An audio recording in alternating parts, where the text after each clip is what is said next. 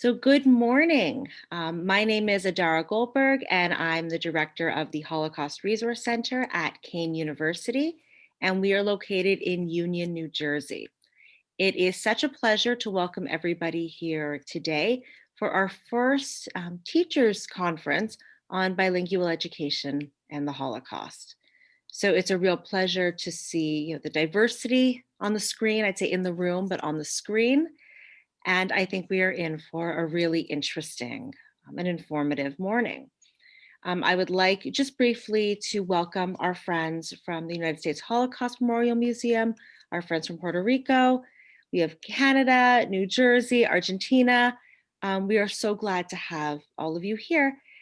And a little bit about our center. We were founded in 1982 by survivors who settled in this part of New Jersey. And they made the decision to work with a local public or state institution to establish a Holocaust Center here. And the reason they did that was they wanted to ensure that all New Jerseyites, regardless of faith, level of education, religion, culture, had access to Holocaust education.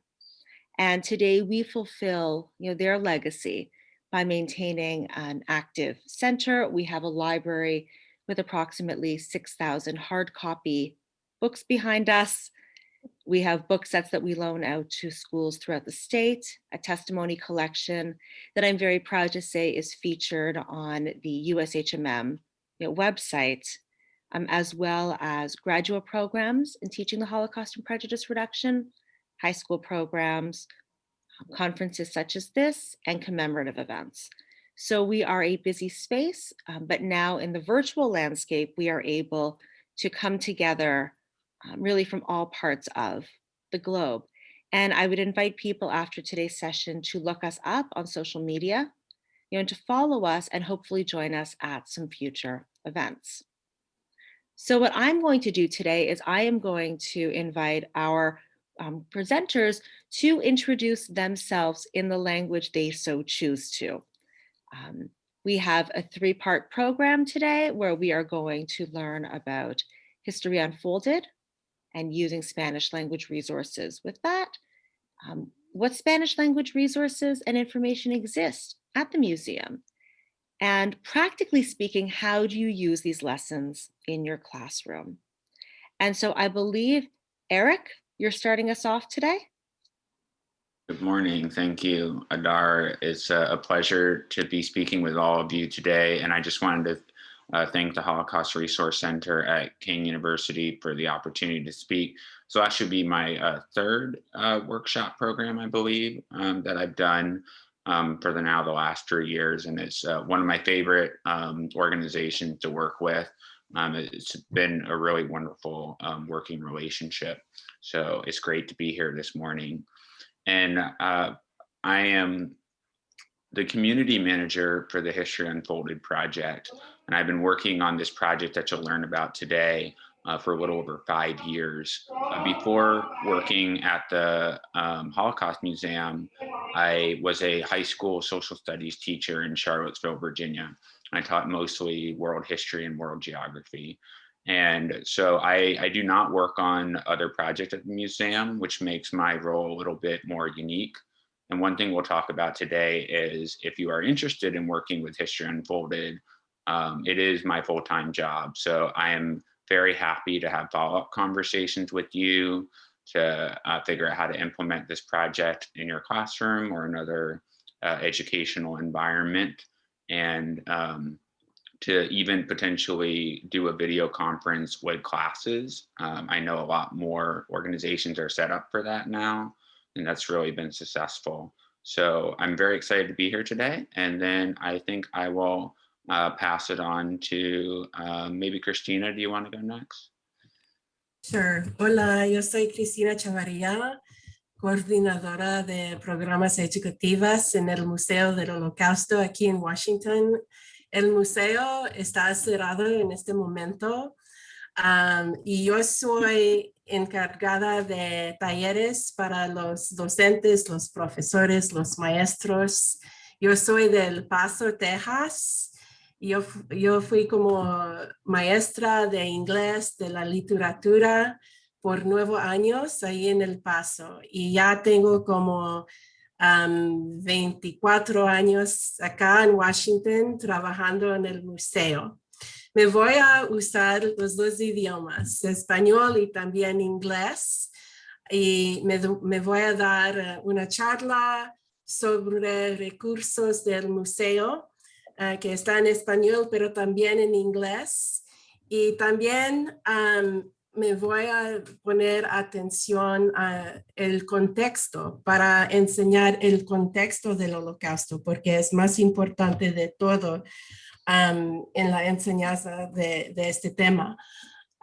Y también quiero decir a ustedes que tenemos un congreso este verano que se llama el Belfer, el Congreso del Belfer, en julio, y es gratis y es virtual. No está en el museo porque estamos cerrados en este momento, pero si quieren asistir a este congreso es muy importante para los recursos, para saber más de los recursos del museo. Y muchos de los recursos están en inglés, pero estamos traduciendo todos los recursos en español. Y si quieres más información, me voy a poner mi dirección de mi email en el chat. Gracias por todo y vamos a hablar más tarde. Y Thamar. Good morning to everyone. Same as Christina, I will go from one to the other. I will speak in Spanish at some point and I will speak in English for everyone to understand what we're trying to do. I'm actually a teacher at Liceo Ponceño, and Christina and I met at Belfer. I went to Belfer conference 2 years ago. And since then I have been working in different projects, and I have done History Unfolded with Eric for some time, and we have been working on other projects regarding Holocaust education. So what I'm planning to do today is talk about how the daily life, like how do you do this in the classroom? How do you integrate the Holocaust as a theme in your classes? And even if you're not teaching history, because if you're teaching history, it's easier, but if you're teaching Spanish, for example, or if you're teaching English as a second language and you want to help those students, how do you do it in the classroom? What resources are there from the museum and other stuff that I'm going to show you? And I'm really glad that everyone is here, and I look forward to have a really interesting conversation for the next 2-3 hours.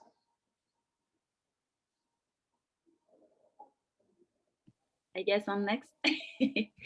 All right, so my name is Maria Kukula. I am a student at Kean University in Union, New Jersey. I'm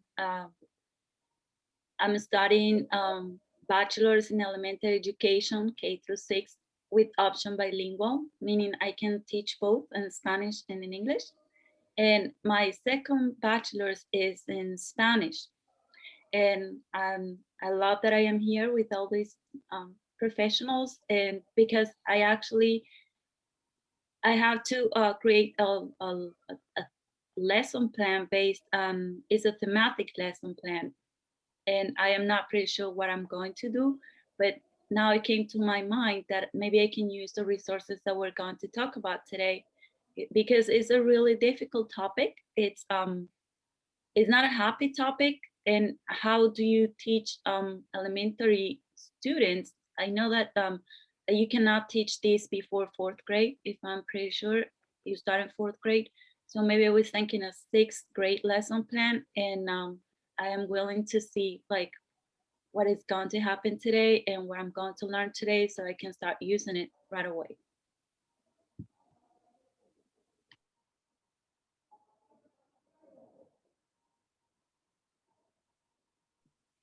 If anyone else would like to introduce themselves, please go ahead. Bueno, mi nombre es Thamar, soy profesora, hablo en español porque en Argentina hablamos español, pero enseño inglés como segunda lengua en la escuela ORT, una escuela muy grande de más de 3.500 alumnos en cada sede. Estoy acá porque este año traje la propuesta después de muchas charlas durante la pandemia y muchas charlas virtuales y por suerte pude conocer a mucha gente justamente por estar más tiempo frente a la computadora y tener más tiempo virtual para dedicarme un poco a las cosas que me gustan. Y presenté un proyecto para poder trabajar con los chicos del último año del secundario, que son los chicos que acá están en quinto año, que sea el último del secundario, que tienen 17 años, para trabajar en realidad sobre la memoria, no solamente Holocausto, porque lo que queremos hacer es un puente a la memoria, que sea un poco más amplio. La escuela ORT es una escuela que da educación judía, pero es abierta a toda la comunidad. Entonces, es como que no queríamos solamente cerrarlo en el tema de Holocausto, sino que además poder ampliarlo para toda la comunidad. Bueno, me contacté a través de una amiga que vive en New Jersey con la universidad, y lo que estamos empezando a pensar para arrancar ahora es que los chicos puedan plantear ellos desde sus puntos de vista, que puedan ver cómo ellos ven hoy en día lo que está pasando, los derechos humanos de hoy, qué es lo que pasó antes y qué ellos pueden pensar y repensar para el futuro. Como un poco más amplio de lo que sería el Holocausto. Desde mi lugar como docente de inglés, como profesora de segunda lengua, y con alumnos que no son mis alumnos, o sea que sería conocer diferentes, escucharlos a ellos y ver diferentes ideas y qué es lo que ellos pueden pensar del tema como algo absolutamente nuevo en la escuela.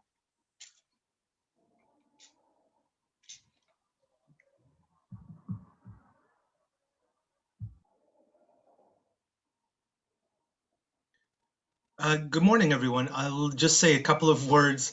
My name's Hernandes Lermave. I am actually situated right now in Washington, D.C., but I am the coordinator of the Very Jewish Canadian Studies program at the University of Ottawa. And I do a lot of Holocaust-related research, obviously, given my being here. But the thing that I'm actually most interested in is to see how the collections that the USHMM has in Spanish can sort of help us broaden our understanding of the Holocaust. And also the other thing that I'm particularly interested in is how to sort of build out of what Thamar was saying, understand the connection not only between the Holocaust and its memory, but also and how we help build that and sustain that, but also how we bridge the gap between high school and university levels.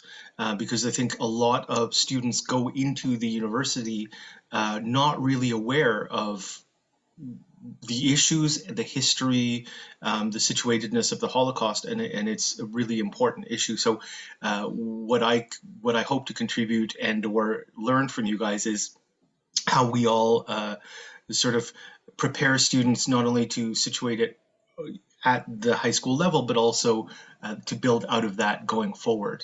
Y también hablo español si quieren hablar en español. Muchas gracias. Thank you.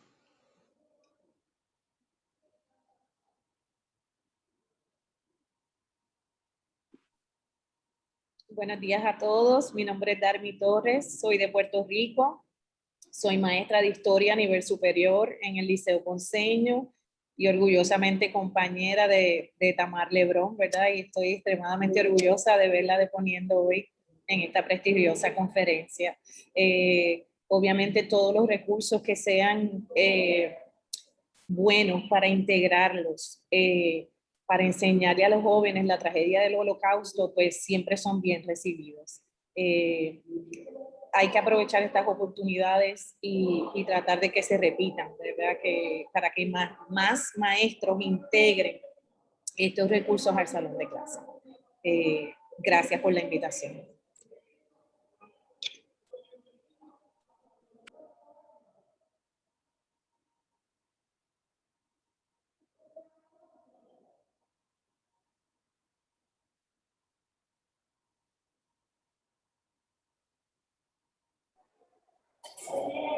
Buenos días. Good morning. Do you listen? Do you hear me? Yes.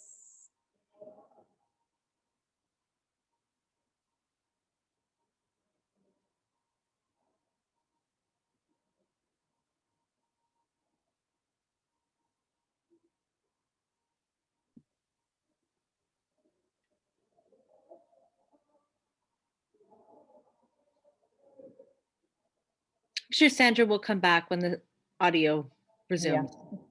So if the next person wants to introduce themselves.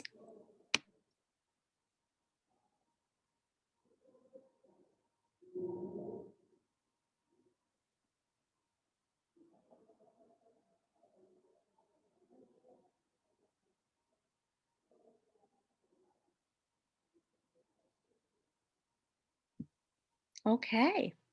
Well, perhaps we'll get started with Christina. Thank you. Gracias. I'm going to switch to English and I will speak slowly if you need to translate.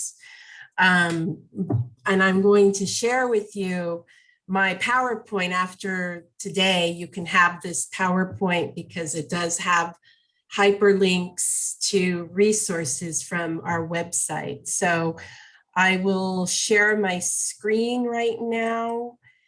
Let's see. Okay, can everybody see my screen? Okay, wonderful. Yes.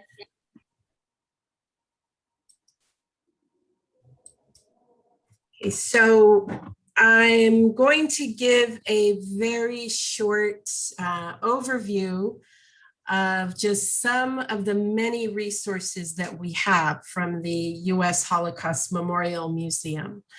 And as I mentioned earlier, we are now working very proactively to translate, especially our foundational lessons, into Spanish.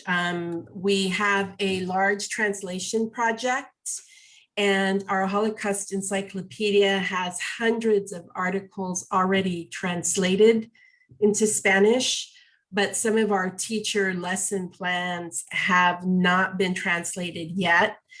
So we are working hard to do that. But there are some things that have been translated. And so the first thing that we always do with teachers, we don't have a large curriculum. Here in the United States, there is no national curriculum. So we don't have a national curriculum for teaching the Holocaust because every state is so different.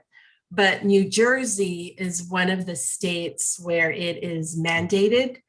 And so we know that teaching about the Holocaust or themes related to the Holocaust start at a very young age.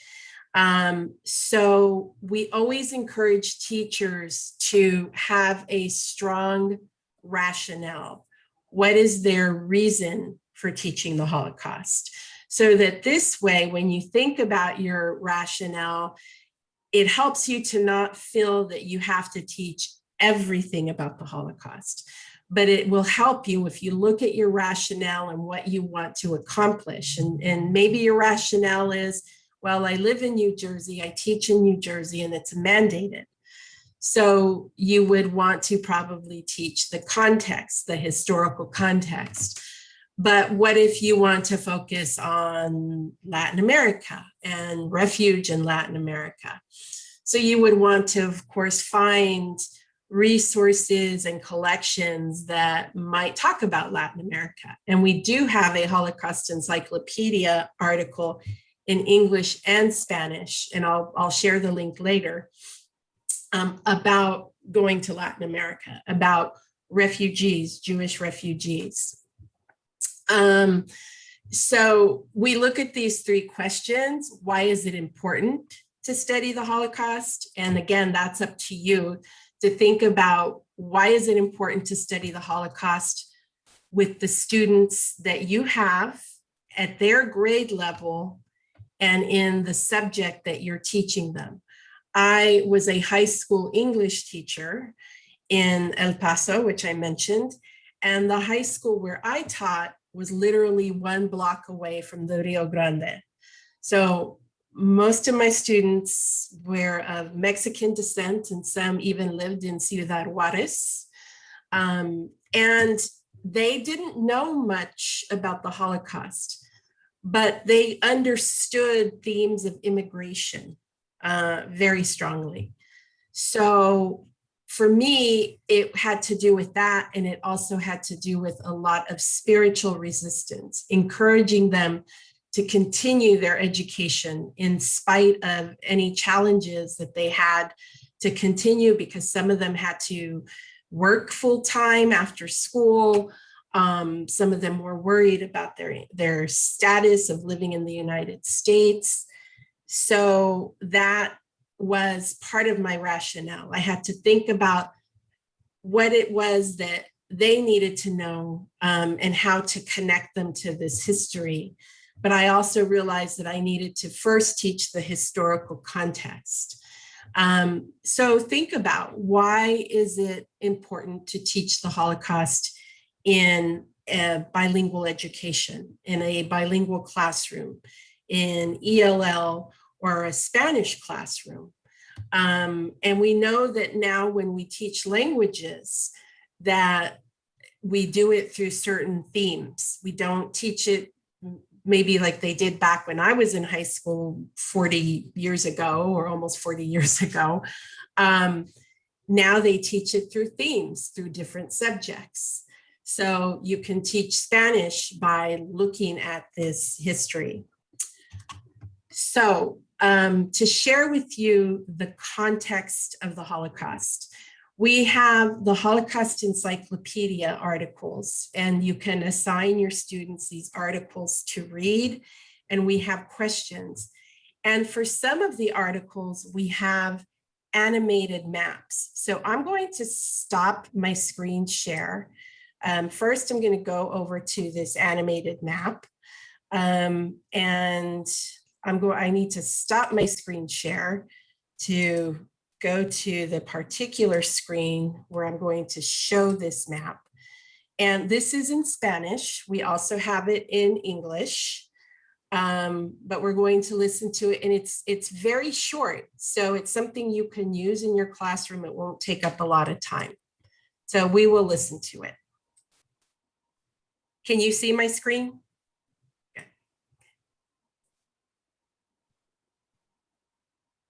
And it takes a while for the narration to start, but it does have audio, and she will begin speaking. And we also have it transcribed. We have the transcription in Spanish as well, too.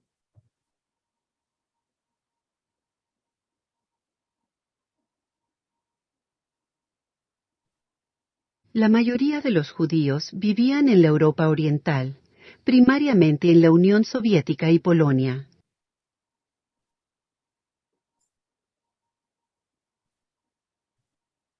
Los alemanes se movieron a extender su poder en la Europa Central y anexionaron a Austria y destrozaron Checoslovaquia. Alemania invadió Polonia en 1939, empezando la Segunda Guerra Mundial. Durante los próximos 2 años, las fuerzas alemanas conquistaron a la mayoría de Europa. Los alemanes crearon guetos en los territorios que ocupaban en el este, aislando y persiguiendo la población judía. La política nazi contra los judíos se extendió con la invasión de la Unión Soviética en 1941.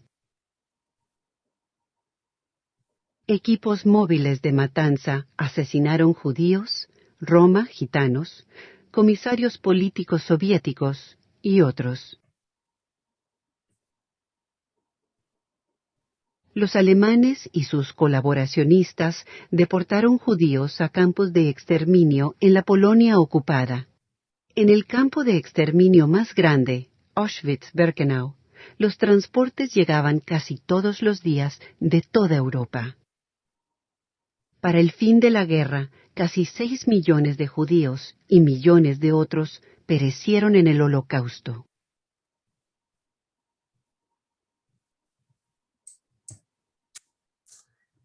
So you can see it doesn't tell you everything about the Holocaust, but it gives you a short introduction. And we have another film, and I will show you a little bit on that film in just a moment. But let me share my screen here. Can you see the screen? Okay, good. So we went through that. So this is the landing page for our Holocaust Encyclopedia.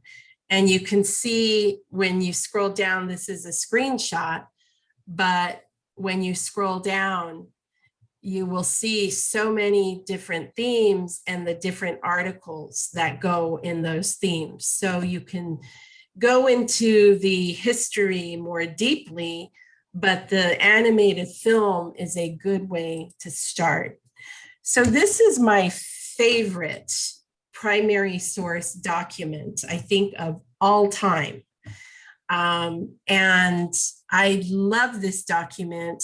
I found it when I was at the Jewish Museum in Berlin. It was a postcard. And we were able to contact the museum and receive a copy, a file of it. It's in German, and it says, "From our old home to our new home." And I love to share this document because it is great to ask questions in any language about it. But it's one of my favorites because it shows going to Latin America, in this case, South America. So I'm going to ask a few questions, and you, since we're a small group, you can just say it out loud. What do you think this is, first of all?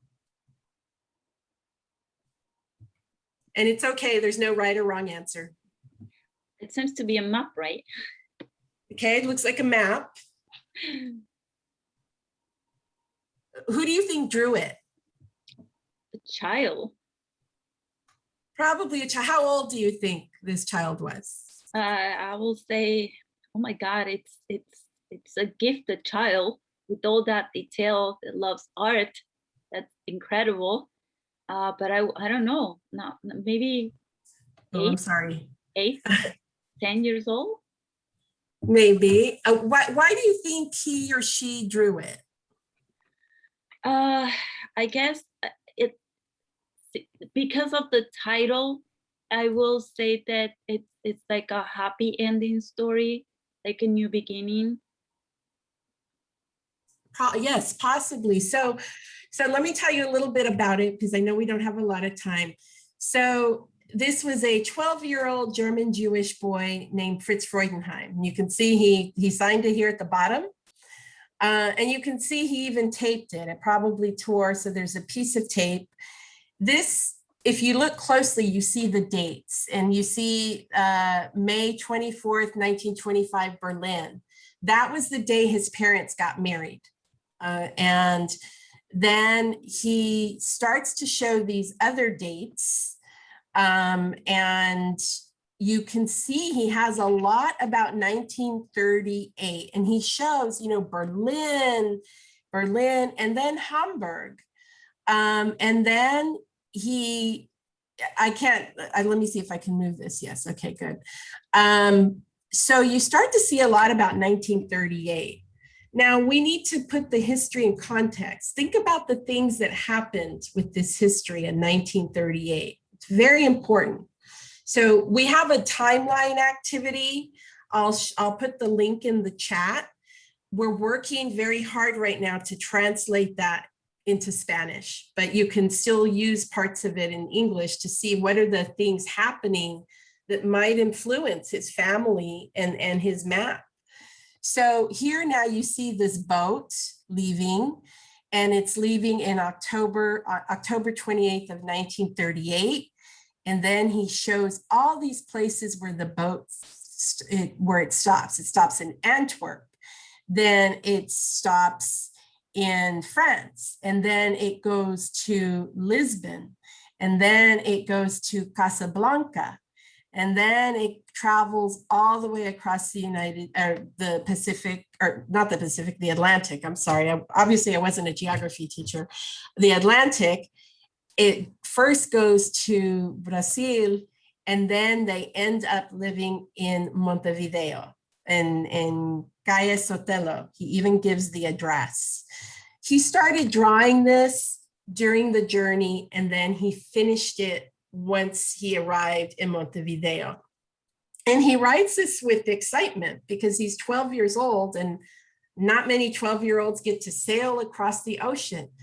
So maybe he doesn't understand the danger that his family faces, but he's a child. So for a child, this is an adventure. But his parents, of course, probably know that they need to do this. They need to leave. He ended up going to Brazil, where he lived until he passed away in 2009. In fact, he changed his name from Fritz to Federico, and his family still has the original drawing, but we have a copy of it. And it makes us think about why he left, why he drew it, why do they have to stop in all these places, and the danger that they could have encountered that could have stopped them from ever making it over to Montevideo. And why Montevideo? And that's a whole other subject, but that's why we encourage you to use our resources in our encyclopedia article. And we are collecting, we have a strong international collections project where we are collecting records from several countries in Latin America.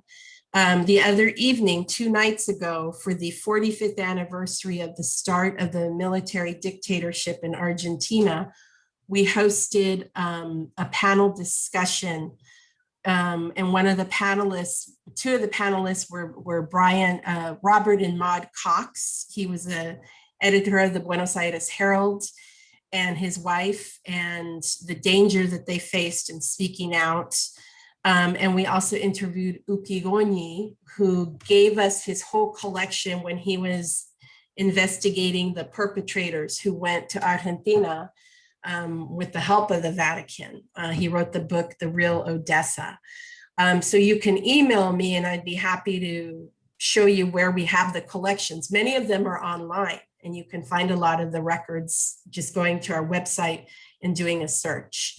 So this is a good introduction if you are looking at the theme of escape and seeking refuge. Even though he's not talking about it, this helps to lead us into that subject. Well, why, many times students ask, well, why didn't they just leave when things started to get bad? And that leads you into a whole investigation of what were the possibilities to find refuge, but also what were the challenges. And the fact that many countries in the world were closing their doors, and immigration restriction was very, very tight, especially here in the United States, but also in many countries in Latin America. So I'm gonna move on. We have this film called The Path to Nazi Genocide, or Camino al Genocidio Nazi. And the 3rd chapter, it's a film that is online. It's 38 minutes long, and you can watch it from chapter to chapter.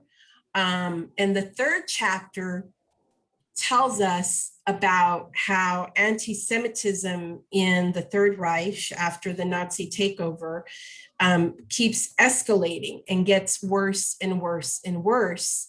And then in 1938, when Austria is annexed as part of the Third Reich, that now Austrian Jews also face the same kind of persecution that the German Jews had faced for many years. So you can show that chapter so that your students can understand just the danger and the different types of anti-Semitism that impacted them to where they would want to leave. But then it also shows how the world closed its doors to them, especially in 1938 after the Evian Conference. And then Kristallnacht, the 2 nights of destruction of Jewish-owned property and synagogues and the arrest of Jewish males. If there's time, we'll watch this because I want to show you some more resources that we have.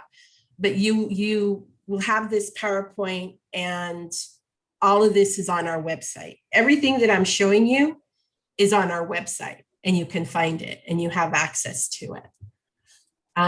So going forward, this is the question that we asked in our lesson plan using the film.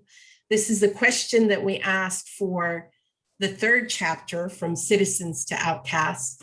How did Nazi Germany gradually isolate, segregate, impoverish, and incarcerate Jews and persecute other perceived enemies of the state between 1933 and 1939?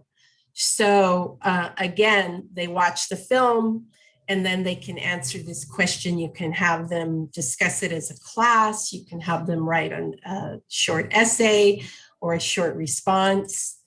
And so I'm going to show another animated film. And this is another favorite document of mine, partly because it's bilingual. And this is a young girl who is a passenger on the boat, the St. Louis. How many of you are familiar with the voyage of the St. Louis? Okay, so there are some of you who are. So I'm going to show the animated map that we have in Spanish. Okay, let me, oops, that wasn't it. Hold on. Okay. Can you see my screen? Okay. So it takes a few minutes. They for some reason there's a delay in them speaking, but again, this is the history of the voyage of the St. Louis. We have more information on it, but this is a good short start. Con el ascenso al poder de Hitler, los nazis empezaron la persecución sistemática de los judíos en Alemania. Durante el pogrom de Kristallnacht de noviembre de 1938, la violencia nazi y la destrucción de propiedad judía ocurrieron en muchas ciudades alemanas. Muchos judíos decidieron de irse de Alemania en frente a esta amenaza creciente. Sus destinaciones preferidas eran el Mandato Británico de Palestina y los Estados Unidos. Sin embargo, los dos lugares tenían cuotas estrictas que limitaban el número de inmigrantes. Desesperados para escaparse de la Alemania nazi, 937 pasajeros, casi todos refugiados judíos, abordaron el barco St. Louis y salieron de Hamburgo para Habana, Cuba, el 13 de mayo de 1939. Después de unas 2 semanas, llegaron a Habana. Oficiales cubanos se negaron a permitir la entrada de los refugiados a Cuba, diciendo que las tarjetas de inmigración que fueron compradas a un oficial consular corrupto en Alemania eran inválidas. Solamente 28 pasajeros, entre ellos 22 judíos que habían asegurado visas cubanas válidas, fueron permitidos a desembarcar en Habana. El resto permanecieron en el barco por 5 días, mientras un representativo del Comité Judío Americano para la Distribución Conjunta negociaba con el gobierno cubano. Las negociaciones fueron un fracaso. El barco fue ordenado a dejar el territorio cubano y navegó lentamente hacia Miami. Telegramas requiriendo refugio fueron enviados a la Casa Blanca y al Departamento de Estado de los Estados Unidos, pero la entrada fue rechazada. El barco St. Louis volvió hacia Europa. Durante el viaje de regreso, 4 países europeos consintieron a admitir los refugiados. Los pasajeros desembarcaron en Antwerp el 17 de junio de 1939, después de más de un mes en el mar. Con la invasión alemana de la Europa occidental en 1940, muchos de los pasajeros del St. Louis fueron atrapados de nuevo bajo el dominio nazi y posteriormente perecieron en el Holocausto.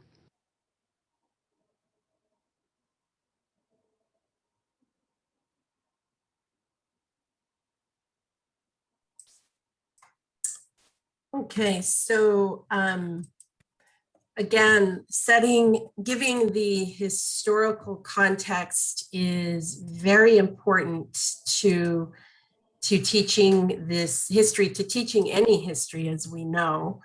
And these short films help you to get started to teach it, but we also have more articles in the Holocaust Encyclopedia, and we also have a lesson that Thamar and Eric will talk about later that uses Spanish language newspapers on reporting on the voyage of the St. Louis. So again, all of these primary sources that you can use with your students, but then you have resources that give you the bigger history of a primary source. So we also have a poster set and lesson plans to teach about our exhibit, State of Deception, the Power of Nazi Propaganda. And you can download the poster set from our website. It's available in many languages, and you just click, you go to the link, you scroll down, you click the language you prefer, and then there's a zip drive and other documents, and you can print these out and use them in your classroom. We also have lesson plans that go with them. And these are also really good exercises for looking at media literacy, which we know is so important in this time when students are probably spending time in front of a screen more than ever. And they're receiving all kinds of messages either through social media or their friends, or they go to different websites. And how can we help students to understand media messages so that they're not falling for false information? And we do it through the eyes of Nazi propaganda and studying Nazi propaganda. But you can take our media literacy questions and you can use them for any media message, not only from the Nazi era, but from today. And we show you these examples of how the Nazi Party manipulated and used propaganda to win people over, to get them to vote for them. And here's an example. Our only hope, our last hope, Hitler.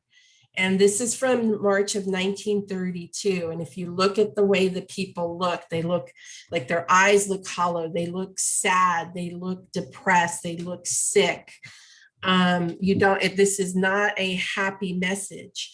And it's a very simple message. And propaganda was used to take a complex message and make it very simple for people to be able to take it in. And that's what memes do today. We have a lesson plan right now. It's not in Spanish, it's only in English, but you can use it with your students because they use memes a lot. I mean, we all use them. This is another very important piece of Nazi propaganda also for the elections in November 1932. Women in Nazi Germany, or women in Germany in the Weimar Republic, it wasn't until 1925 that they were given the right to vote. And the Nazis realized that many women don't like the Nazi Party because it's such a radical party. But they realized that they need to win the women's vote. They need to tone down their image so that they can appeal to women so that women would vote for them. And so they're the first party in Germany to look at different audiences and create propaganda for them. And so this is to appeal to women, women as mothers, women as workers. Look at the young woman in the front. She looks professional. She's probably, educated, and they want to appeal to her. So this is the kind of propaganda that they create. So the questions that we have get you to think about, who is creating this and what's the message? Who are they trying to win over? Who are they trying to get to join their cause? So we also had another exhibit that is now a poster set, Some Were Neighbors, Algunos eran vecinos. And we look at the role of ordinary people. Many times when we teach the Holocaust, we focus a lot on the perpetrators, sometimes, the victims, but we often don't look at the people many of them were like ourselves, ordinary people, working jobs, having families, and what role did they play? And there's a lot you can do around this theme. We often use we hear the word bystanders. We use the word onlookers, but you can see some of that happening here. This is a picture that raises a lot of questions. And we know that in bilingual education and linking of languages, sometimes pictures are the first way to convey a message. And these are good entryways to then begin to build on language acquisition. So I know how are we doing on time? Because I think I'm out of time. No, you're okay. Okay, so I'm going to go back and show you the third chapter of The Path to Nazi Genocide. It's in English. Right now we have it in subtitles, in Spanish subtitles. So we look at this question: how did Nazi Germany gradually isolate, segregate, impoverish, and incarcerate Jews and persecute other perceived enemies of the state between 1933 and 1939? So let's go on ahead and watch the film. Oops, I keep going back. Go. Okay. So can you see my screen with the film right here? Okay, great. And I'm going to move it up to the third chapter.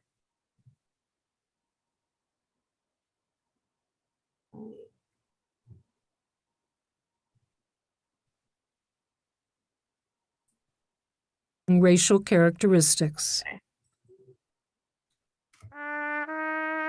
Christina, I think I'm still only seeing your PowerPoint. Yes. I don't know if anyone else is the same. Yeah, same. So let me. Maybe try going out of the PowerPoint. Okay, I think we can see it now.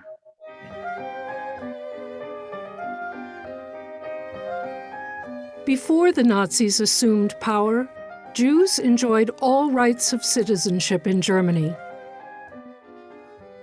After 1933, the German government gradually excluded Jews from public life and public education. Newly established Jewish private schools provided a safe learning environment for some.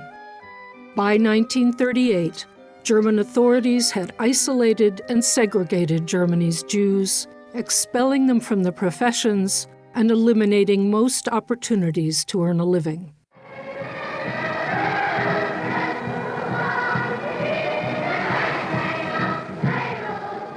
We felt so, why can't we be part of it? Why can't we?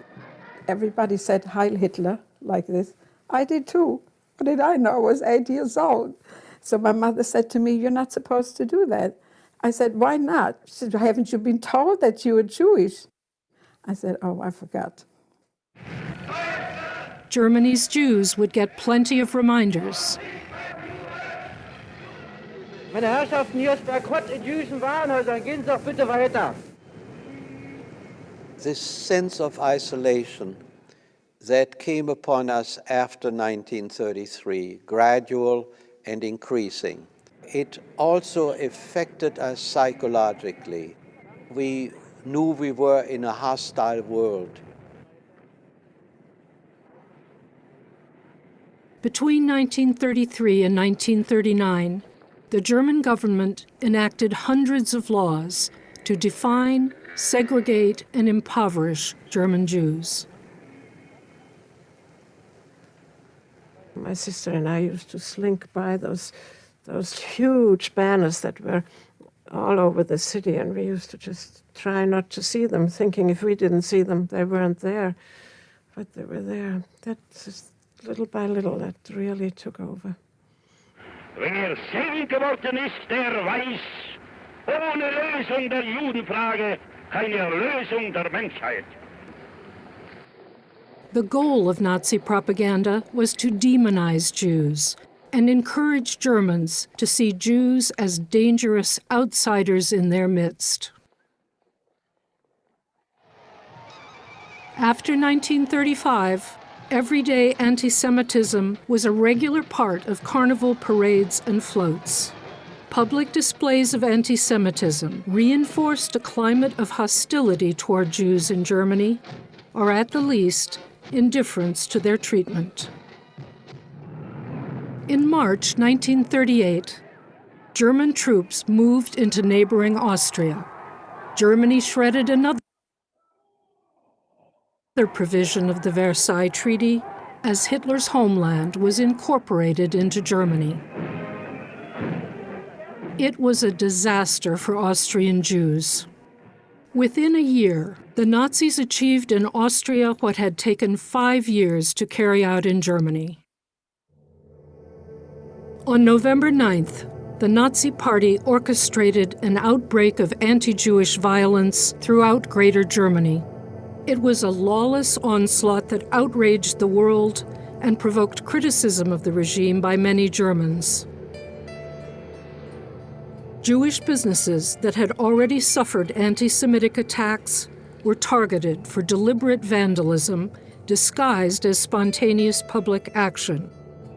Party officials directed the SA, SS, and Hitler Youth to destroy Jewish shops and torch synagogues. Over 7,000 Jewish-owned businesses were vandalized. Germans named the violent attacks Kristallnacht, Night of Broken Glass, for the shattered windows of Jewish-owned stores that littered the streets. The nationwide violence damaged or destroyed more than 250 synagogues. After Kristallnacht, I remember driving through Berlin and seeing the synagogues in flames and all the glass on the streets and the people huddled and depressed. They walked around like the victims, like the hunted. German police filled the concentration camps with thousands of Jewish inmates. The SS released them only if they agreed to emigrate. But Jews faced increasingly restrictive immigration quotas in most countries and bureaucratic hurdles in Germany. A new law, issued in October 1938, required Jews to surrender their old passports, which would be valid only after the letter J was stamped on them. 2 months later, another law prevented the flight of capital owned by Jews when the Economics Ministry froze all Jewish property and assets. Many, who had the means and somewhere to go, tried to leave Germany. Some families sent their children alone to other, safer countries. They could not know how soon the world would be at war.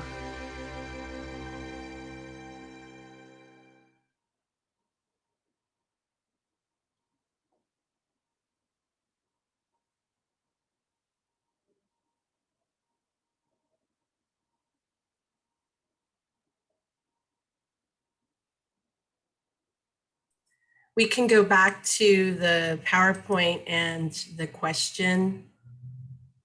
Let me share my screen. Okay, so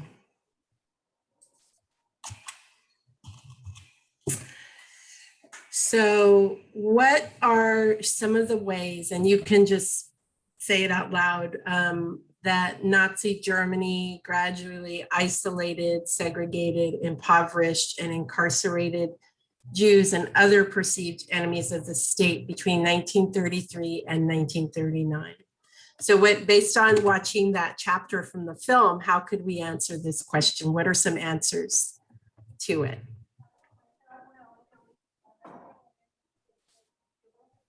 Poco a poco, a través de la propaganda, los hicieron ver como que ellos eran personas malas, ¿verdad? A los demás. Y entonces incluso, como bien dijo la señora, hasta ella misma no se reconocía como una judía. No se identificaba con esos comentarios que habían en esos carteles. Sí, gracias, claro, gracias, Daniel. ¿Y hay otras respuestas? Bueno, a través de leyes, cuando comienzan entonces a crear leyes, ¿verdad? Y ya eso ya es algo legal, ¿verdad? Ya es algo que el gobierno va proponiendo y obviamente unido a la propaganda, pues va creando todo un sistema, ¿verdad? Para entonces ir en contra y la gente ya va viendo entonces esto es algo real, ¿verdad? Esta gente es dangerous, ¿verdad? Sí, sí, es más peligroso con las leyes, por ejemplo, como las leyes de Nuremberg. Sí, ya es legal para hacer el antisemitismo contra los judíos. Sí, gracias, Sandra. ¿Hay otras respuestas? Sí. Sí, yo quería agregar que nunca se puede subestimar el poder de la propaganda y que las leyes fueron gradualmente, como de suavecito a más radical. Eso también, entonces, de cierta manera es como que va llevando a la gente, ok, empiezas aceptando esto y después va empujando a la gente a un nivel que ya está fuera de control. Sí, es muy importante con la causa de Alemania contra la causa de Austria, porque fue más despacio con Alemania, pero con Austria fue como un día al otro. Los cambios se fueron muy fuerzas, los cambios para los judíos en Austria. Gracias. ¿Y hay otras respuestas? A mí me gustaría agregar también que por medio de la propaganda, como ya mencionaron anteriormente, demonizaron a los judíos y por medio de decir que alguien es malo y que es peligroso y que mejor tenerlos lejos o deshacerse de ellos, también fue que lograron hacer tanto daño. Sí, sí, y hay como cada día hay nueva propaganda contra los judíos y es parte del mente de los nazis, sí. Y hay otras personas que quieren dar su respuesta. Yo quería añadir que me viene a la mente ahora mismo, ¿verdad? Cómo la propaganda, pues, es eficiente, ¿verdad? En lo que quiere lograr. Y me vino ahora a la mente, ¿verdad? La forma en que dibujaban, ¿verdad? Cómo they portray their faces, ¿verdad? Como estas desfiguradas feos, grotesco, ¿verdad? Esas figuras grotescas que obviamente, pues eso de alguna forma uno lo ve y se va quedando en la mente de uno, ¿verdad? Entonces uno va creando uno va deformando a la persona, vamos deformando. Entonces eso también psicológicamente funciona, desgraciadamente. Sí, I want to just mention one thing when you are teaching about propaganda. It is very important to prepare your students, especially think about the age of your students and do you want to show them this propaganda? And if your students don't know somebody who is Jewish, you don't want to show them anti-Semitic propaganda first, because students we know are very impressionable. They're very young and they take in information in a very different way. My students where I taught in El Paso, most of them had never met anybody from the Jewish community. And so it was very important for me to not start them off by showing them this kind of Nazi propaganda that portrayed Jews as being just very distorted and with these ugly, grotesque features.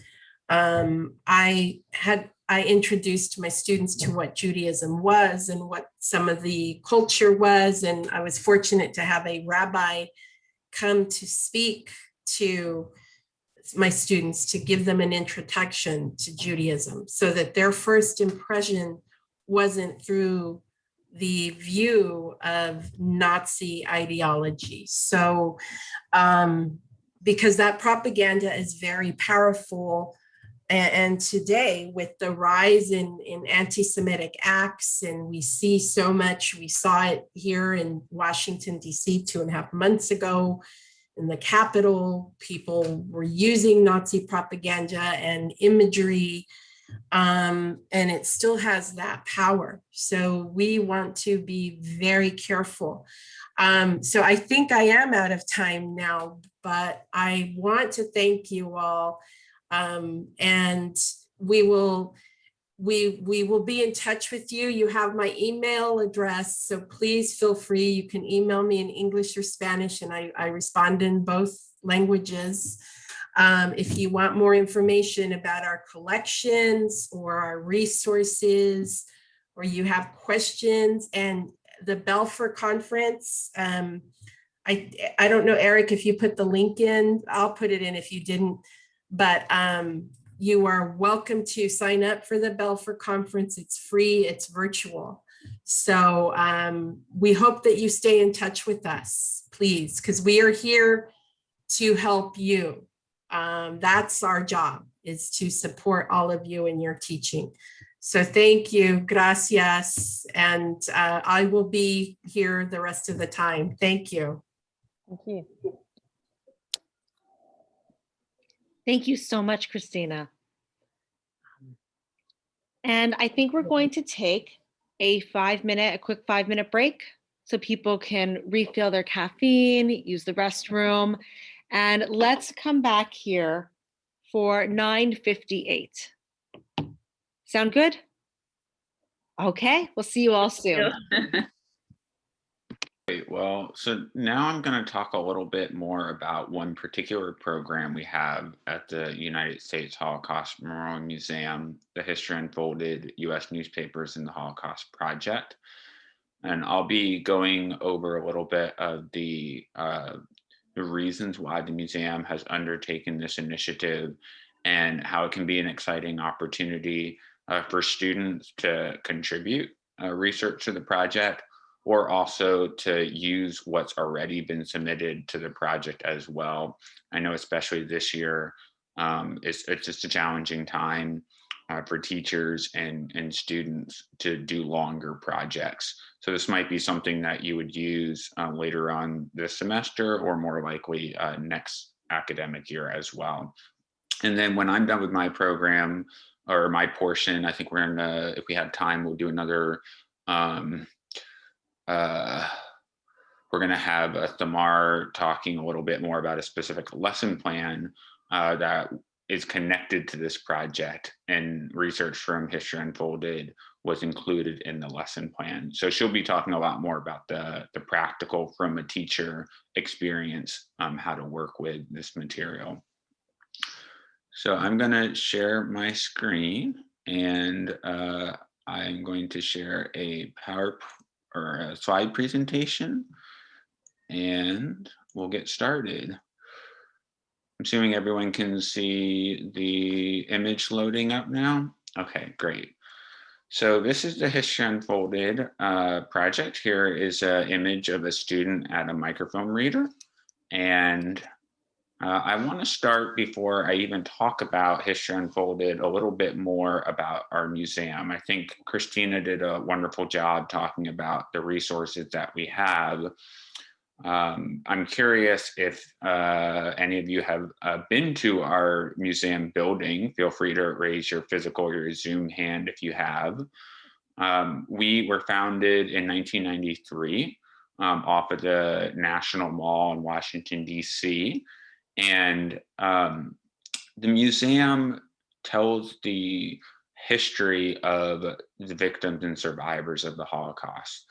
It is part of our purpose is to remember. We're both a memorial and a museum. So we need to memorialize the experiences of those who perished and those who survived. And I remember some of you were talking about these questions in our introduction about what you're interested in. And so here's a photograph of Henry Greenbaum. He was a Holocaust survivor who was born in Poland in the 1920s. His family, as a Jewish family, was targeted for extermination by the Nazis and their collaborators in the Holocaust. And most of his family did perish during the Holocaust. Mr. Greenbaum eventually was sent to Auschwitz concentration camp. He was liberated, and he came to the United States later on in his life. And toward the end of his life, he volunteered at our museum once it opened in 1993. And he would wear a suit, like you can see in this photograph, and he would show students his tattooed arm and ask them if they knew what it meant. Mr. Greenbaum passed away in October of 2018. And when I began speaking on the History Unfolded project, I would tell his story, and he was still alive. I continue to tell his story for two reasons. One, because of our mission as an institution to honor the life of the victims and survivors. But also, I think it really emphasizes that we're at a critical moment in history right now, where fewer and fewer of the Holocaust survivors are still alive to tell their story. And so one of the reasons why we created this project was to continue to document the history of the Holocaust. And we didn't realize when we started this back in 2015 that there were going to be increasing levels of anti-Semitism and Holocaust denial to the point of where it is today. We knew it was obviously a concern and it was growing, but if anything, it's become more and more relevant. And so I hope you'll see that when we talk about the project. So here is the website for History Unfolded, U.S. Newspapers in the Holocaust. The entire program is completely free, and you can work on it from anywhere in the world. So I know we have some people who are tuning in from countries outside the United States. You are able to go to this website. You are able to participate. I will tell you ahead of time that the newspapers we accept into the database must be published from within the United States. So either a US state or a US territory. But one option would be to do a comparative approach of looking at how newspapers in the United States reported on the Holocaust to newspapers in other countries.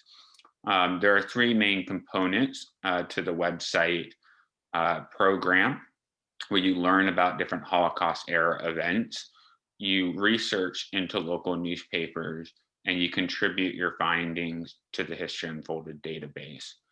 I'll be doing a demo of the website in a little bit, but for now, that's a basic overview of what we're doing. It's a type of crowdsourced initiative that we call Citizen History. It's actually based out of citizen science projects that have been around for several hundred years. The project History Unfolded is connected to an initiative that is ongoing at our museum right now called Americans in the Holocaust. The initiative asked some really broad questions about American knowledge of and responses to the Holocaust. What we're trying to do is continue the scholarship and research into some of these questions of, what did people at the time know, if anything? What information was available? What could they have known if they were paying attention to communication and media at the time? And how did people respond and react if they did have access to information and they were consuming it? And so this is a large set of questions that we're looking at not only in our special exhibition, in our programming, but in particular with the History Unfolded project. And we thought newspapers would be a really good resource because they were available at the local level. And we knew that students today have to really focus on their primary reading and analysis skills. And so why not invite members of the public to help us do this research with us? It was kind of a radical way for our institution to think about crafting a program around our initiative and special exhibition. So in addition to what I mentioned about some of those research opportunities to fill in the historical record and general education goals, this project is really directly connected to other products and resources at the museum. I'll talk about in a minute some of the ways that material from History Unfolded has appeared in our museum's exhibition spaces. But the other thing I want to emphasize here is that my job as a community manager is not just to help our museum get useful research. It is to help ensure that your students or anybody else working on this project, even if you wanted to work on it yourself, is having a high quality, good experience and learning about the Holocaust along the way. And so if we're not doing that, if students are getting frustrated, if students aren't learning, if they're not developing their skills, in my eyes, we have also failed. And so one of the reasons why I think this project has been successful is you do have access to my time to assist you in the classroom to make sure that it is successful for you. So a couple of ways History Unfolded has appeared in our museum's work. If any of you, I saw a couple hands go up, have had the opportunity to go to the museum, you may have seen the exhibition Americans in the Holocaust on the lower level. The exhibition opens up with a look at the media in the United States coverage of the rise of Hitler and the Nazi Party in 1933. And it also looks at what was going on in the United States in 1933 with FDR becoming the president. And there's a large interactive wall map in one of the first rooms of the exhibition. And that exhibition wall map includes a number of articles from History Unfolded that was submitted directly by students and adult volunteers and members of organizations like museums and historical societies. And this has been one of the really popular parts of the exhibition space, where people can go up, they can click on a state, and they can see one or two articles from that state. And it provides not only the story of the Holocaust, but what else was going on in the country at the time. There is later on in the exhibition some quotations about the Wagner-Rogers Child Refugee Bill. And these quotations are printed on the exhibition panels. They come from volunteers for the History Unfolded project that responded to what we call a research sprint, or a request that I send out to do focused research for a limited amount of time, say a week or a month. And so you never know what might come of the students' work. There is an online version of the Americans in the Holocaust exhibition, and I would really encourage all of you to take a look at this. Unfortunately, at the moment, the exhibition is only in English, but it has a lot of videos that are in the physical exhibition at the museum and some additional newspaper submissions from History Unfolded as well. It has polls, it has a lot of great background text and personal stories. This, I think, would be particularly useful now that the museum is currently closed, that you're able to share a lot of what's in the exhibition with students and other groups. I'm just going to take a few minutes to talk about where the project is to date. We have been running this program for a little over 5 years now, and we have over 4,700 contributors. And a contributor would be somebody who has submitted at least one article to the database. I really think that number is actually a bit low, because in some cases, a teacher might have an entire group of students submit articles under one account, or maybe even the teacher would have a single account for the entire class and they would all log in that way. So I think we have even more than that number of people who have submitted data. We have thousands of teachers from not only in the United States, but some schools in other countries who have been involved with this program. We have had representation from almost every state, DC, Puerto Rico, and the involvement is really wide. When we started this project, we really thought that high school or secondary school teachers would be the ones that would use it, but we quickly found that some universities and community colleges and colleges, even middle school, and in rare cases, upper elementary school teachers and students were doing this project as well. We've had Holocaust survivors volunteer. So the audience is really vast. Anybody can participate. We have a group of what we call our power users or adult volunteers who like to just contribute on their own time. So even if this is something that you can't implement this year, I realize we're sort of toward the end of the school year, you may want to think about just trying your hand to submit some data after this program and get a feel for it. It might be a good way to see how this could work in an educational environment for next year. And then here are some photographs of some of our student volunteers. The photograph on the upper left is from the Bronx School of Science, and they were involved in the project in 2016, and I was able to make a visit.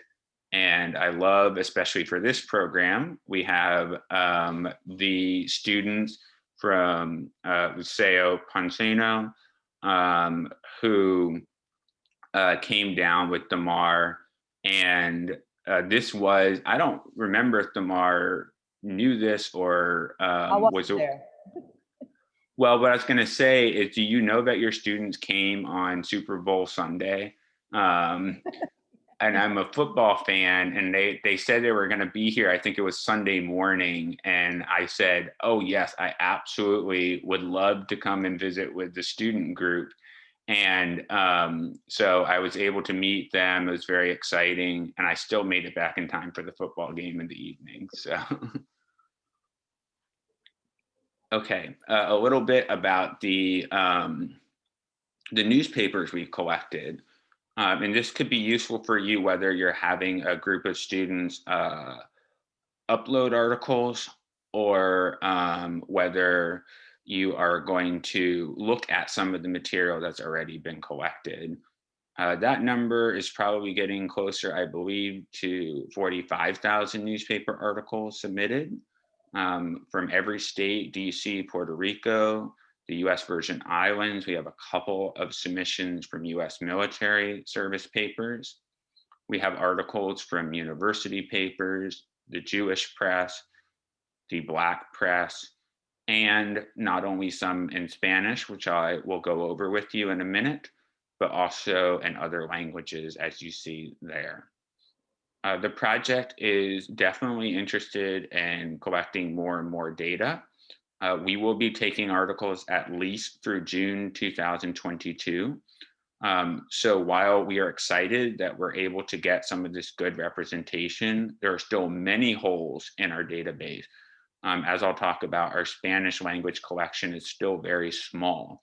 And so we want to grow these collections. Part of what we're trying to do is fill in the gaps. And most of what I've seen in the scholarship has focused on the larger so-called mainstream newspapers. To the extent to which anybody at this conference or watching online after is able to participate, you can really help us sort of round out and better represent the nature of the coverage from the time. So now what I'm going to do is show you one of the newest features that we've added to the website where we have different theme collections. And I believe we have a link that we're putting in the chat as well. And I think I'm going to go off the screen share, and then I will show you on the website how to navigate this, because this would be kind of step one. Let's say you don't necessarily have the ability to have your students upload submissions. I think this would be the first way you could use the website to look at what's already there. And then I'm going to demonstrate on the website pretty quickly how you would navigate the site if you wanted students in a group to submit to History Unfolded. And then I believe that will be the end of my portion, and I'll pass it on to Thamar.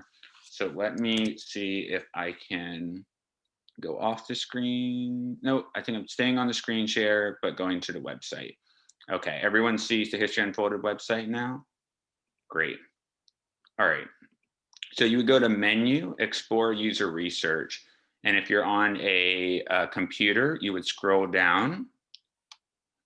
And, excuse me, we have added these different areas where you can look at what's been submitted to History Unfolded. I'll draw your attention right now to 3 of them in particular. The first is we have a small number of articles where you can actually download the image. And so if you were to click here, article download available, we have over 400 of our articles we collected where you're able to actually download a copy of what it is. Otherwise, you see in some cases it has a PDF, so it can't be displayed. In some cases, there's a portion of the article. We're doing our best to update images where we have permission. I will sort of warn you that in some cases, the image that you can download is not a high quality image. It may or may not be the whole page, but I think it would certainly be a starting point. Because otherwise what you see on these submissions is what we call the metadata. You would see the newspaper name, the publication date, the headline and subheadline, but we don't provide a text transcription. And like I said, in some cases, we can't display the image. But in this grouping, article download available, that's a good starting point where your students or you could actually download those images. Another similar way to actually have readable article, because that's the biggest question I get is, you know, how can my students read the article? You could go to viewable on newspapers.com. And so this one we have 16,000 results. Again, sometimes the quality of the image varies, but you should be able to click on one, for instance, and then the students and you usually can read the first page of the article. If the article appears on more than one page, you won't get the continuation page necessarily, but here's another example as well. And then the third I want to draw your attention to is a specific section on Spanish language newspapers published in the United States. And so here we have in chronological order from, I believe, about 6 different publications. We have, oh, I think, yes, we have different articles here from newspapers published in Spanish. There is some overlap where some of those articles are also available for download. And so this could be a good starting point, both to see what you could use in a classroom ready to go, but also where our holes are. If you know of a Spanish language newspaper you have access to, we would love for your students to help populate this database in that section with them. Okay. I'm going to do a quick demo of the process for using the website, and then I will stop my portion. And of course, if you have any questions, feel free to drop them in the chat. If we have time, we can also take a break at the end for questions. So let me quickly go through those 3 steps again in more detail: learn, research, and contribute. We have on the website now over 40 different topics that we're asking students and adult volunteers to research. I think it's important to note that we don't ask for anything relating to the Holocaust for this program. There are particular moments or events in the history of the Holocaust that we are asking for research. And so if your students come across other fascinating material that is unrelated to these events, we cannot approve them on the public side of the website. And so we really encourage your students to pick one or more of these topics. Some of them are more difficult to find research on than others. You can see Dachau Opens, the first concentration camp the Nazis set up in 1933, has over 300 articles, but the boycott of Jewish businesses has over 3,000. In part, that's because the boycott was much more widely reported on. So you may have your students focus on an event topic that was more widely reported on. And that is something I can help you determine which topics might be good for your particular group of students to work with. You'll also see that some of these topics don't relate directly to Holocaust history per se. So one of our newest topics is on the so-called repatriation of Mexican Americans and Mexican nationals in 1934. It really actually looks at the entire history in the 1930s.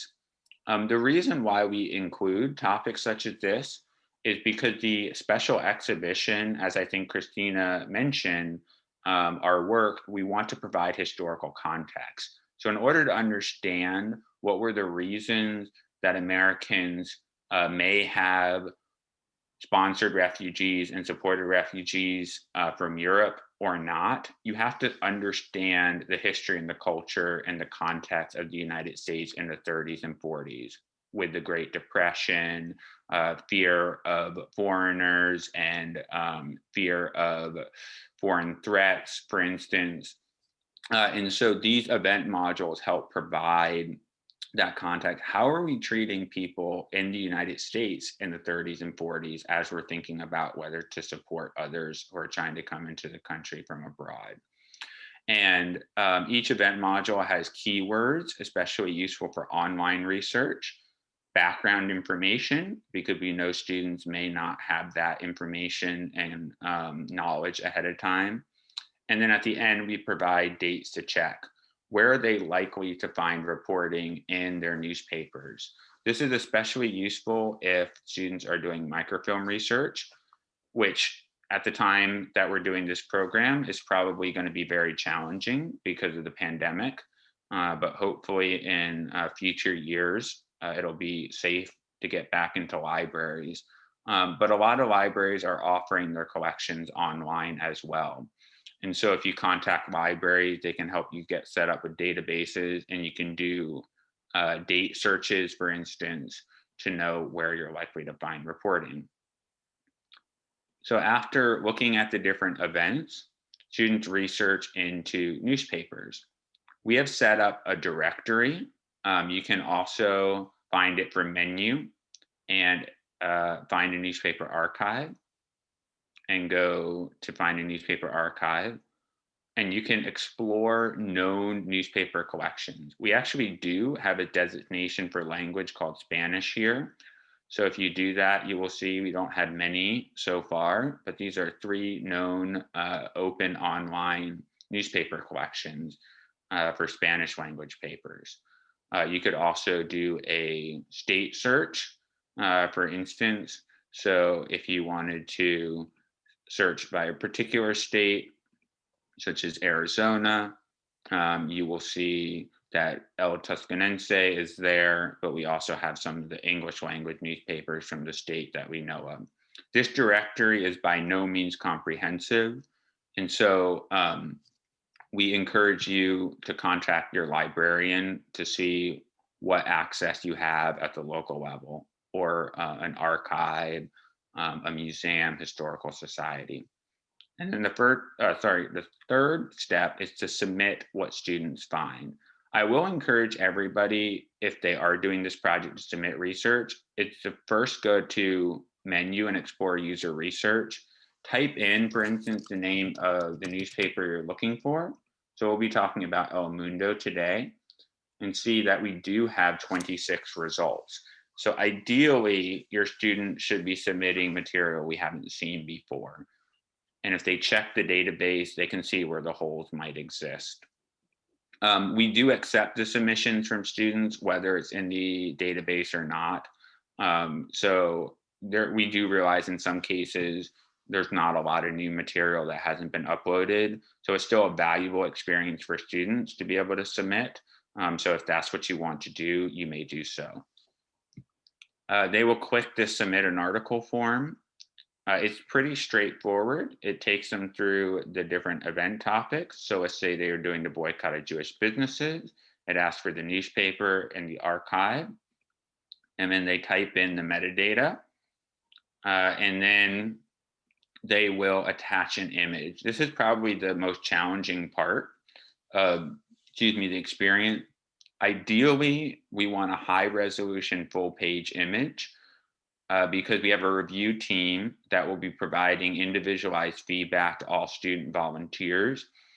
We can only approve the article if all the data they enter in on step 2 and 3 appears in that image. So if the image is only a portion of the article and we can't tell what the newspaper name is or the page number, we're going to ask the student to resubmit. There's a special feature if they're using newspapers.com where they can insert a clipping. They review the material and submit it, and then we will review it on the back end, and we will email the students to tell them about whether their article was accepted or not. And so I think that actually takes me to the end of my portion. So I think I'm going to stop there and try to get off the screen share if I can. Oh, here we go. Sorry. Okay. Excellent. Thank you so much, Eric. Does anyone have any questions at this point?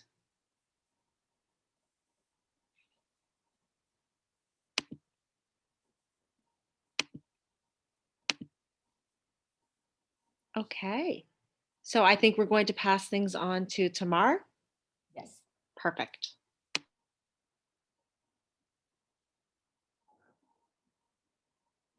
Okay, what I wanted to do, can you hear me? Can everyone hear me?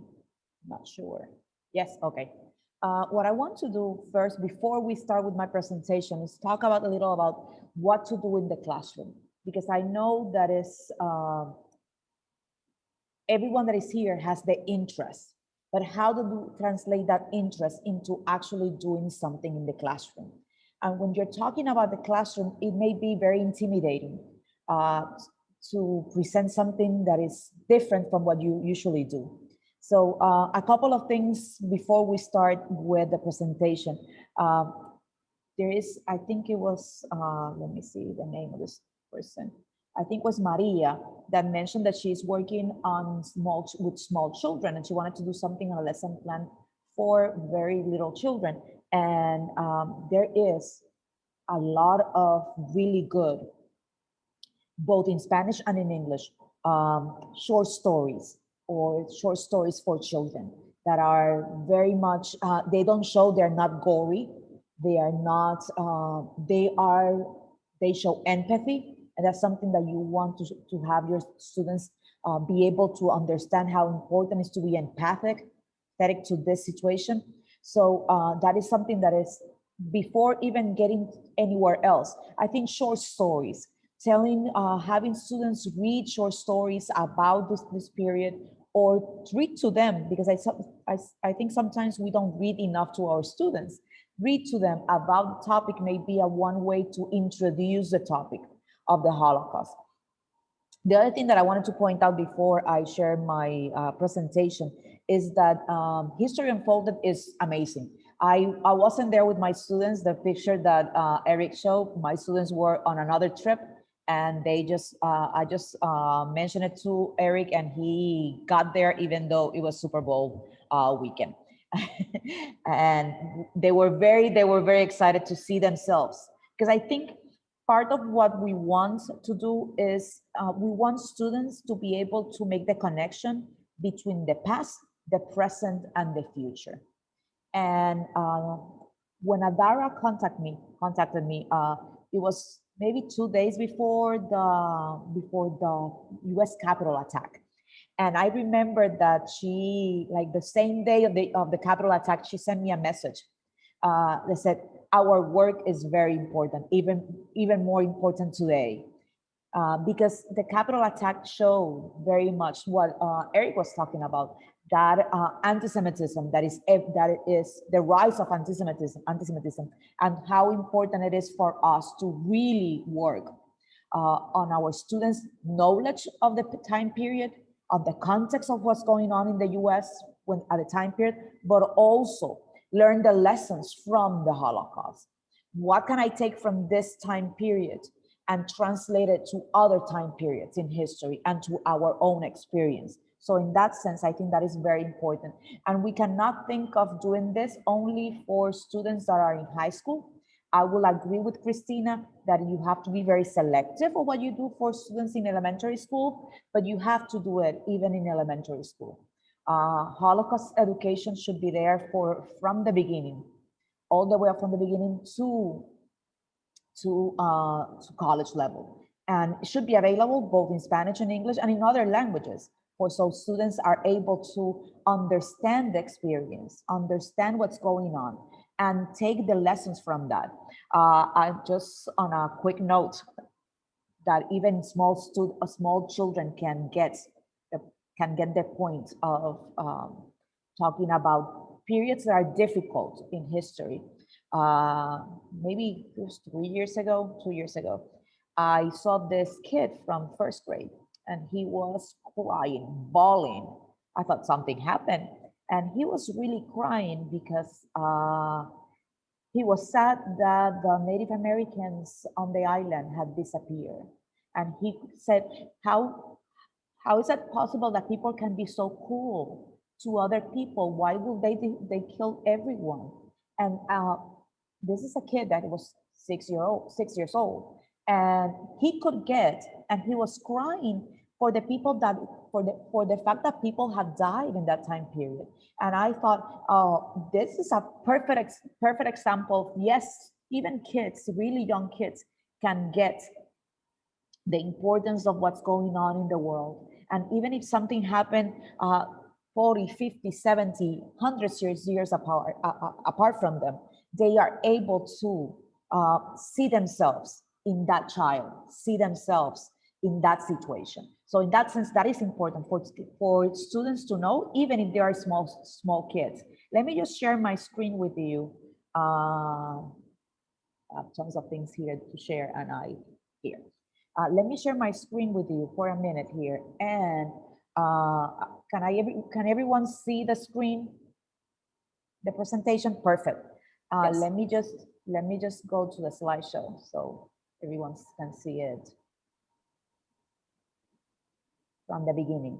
So how do we integrate Holocaust education in your classes? And that's something in our classes, and that is something that we struggle with every single day. How do we do this? And first thing that you have to tell yourself is, yes, I want to do this. Why do I have to do this? On the one hand, you want to do this because it's important for your students to know, to have knowledge. It is important for your students to develop empathy. And that's something that has to be addressed constantly for students. Many of our students, if they're privileged, they live in a bubble. They live in a bubble and they don't really know anything outside of that bubble. And you need to emphasize the teaching of values and empathy in our students. Also, this is a great experience to develop skills, critical thinking skills, historical thinking skills. And even though if you're teaching Spanish and you're not really teaching history itself, it is a good way of teaching grammar. Why? Because it is because if the student is actually reading a newspaper or something written in Spanish, it's going to be easier for them to understand language, understand grammar. So even if you're only teaching grammar and doing more of the language approach, you can use many of these lessons and you can take the topic of the Holocaust and integrate it in all your classes. And in my case, I find that it's more important than anything that my role as a teacher is to prepare my students to be citizens, engaged citizens. And when a student doesn't have the skills to be an engaged citizen, when a student doesn't have the skills to be, that media critical thinking skills, that student can become a student an adult that believes everything, that is not critical about what they read, that is not critical, that he or she will not be critical about what they see on the news, what they see on the streets, and they will not be engaged in stopping what's going on outside of their bubble. So I think that is important for us to understand that it is more than anything, we have to prepare our students to be citizens, engaged citizens, even if they don't get all the historical background, even if they don't get everything that we teach them, because let's be honest, we all here have the experience. You teach one group 1 year and the next year, you know, there are a couple of things that they're not going to understand, that they don't get. But more than anything, you want them to be good citizens. So in that sense, talking about the Holocaust, integrating Holocaust education is going to create better citizens. And that in that sense, that I think that's why we think that it's very much important for everyone to have Holocaust education. It is not mandated in Puerto Rico to talk about the Holocaust. If you look at, and I'm pretty sure that is the case in many other countries, in many other states and in other countries, and that is not mandated, but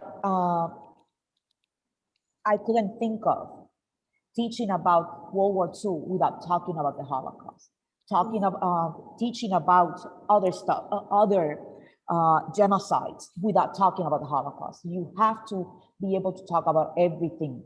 And in that sense, even if your state doesn't mandate it, I think it is an opportunity to integrate it in class.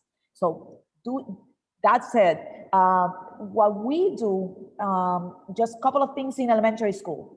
In lower grades, be very careful what you show in class or what you use in class. For example, this is an image that I will not use for very little kids. Even though I will use it, and I still use it for students in 8th grade, 9th grade, high school level. And this is an image that is from a book that is used to teach kids to read. It is una cartilla de apresto. Okay? And I find that really, this is one of the images that my students find very disturbing more than anything, because it is an image that more than anything shows how education can be used to indoctrinate people.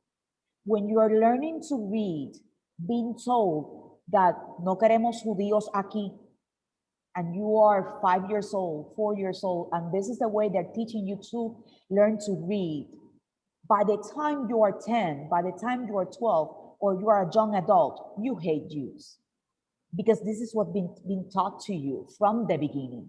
So this is an image that for my students is very powerful, and that clearly shows many of what Christina was saying, and we already mentioned in terms of propaganda, the distorted images of Jews.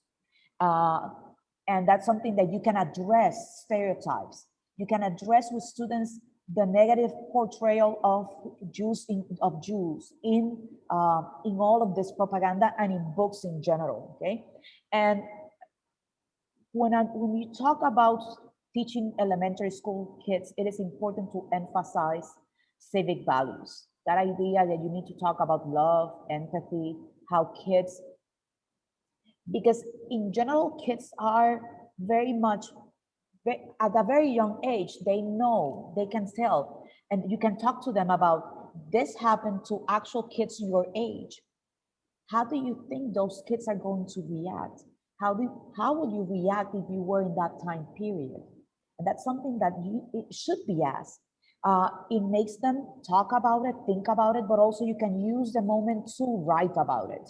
Because I think that more than anything, writing is vital. It is a way for students to really, really engage. And you can do it with images, you can do it with short stories.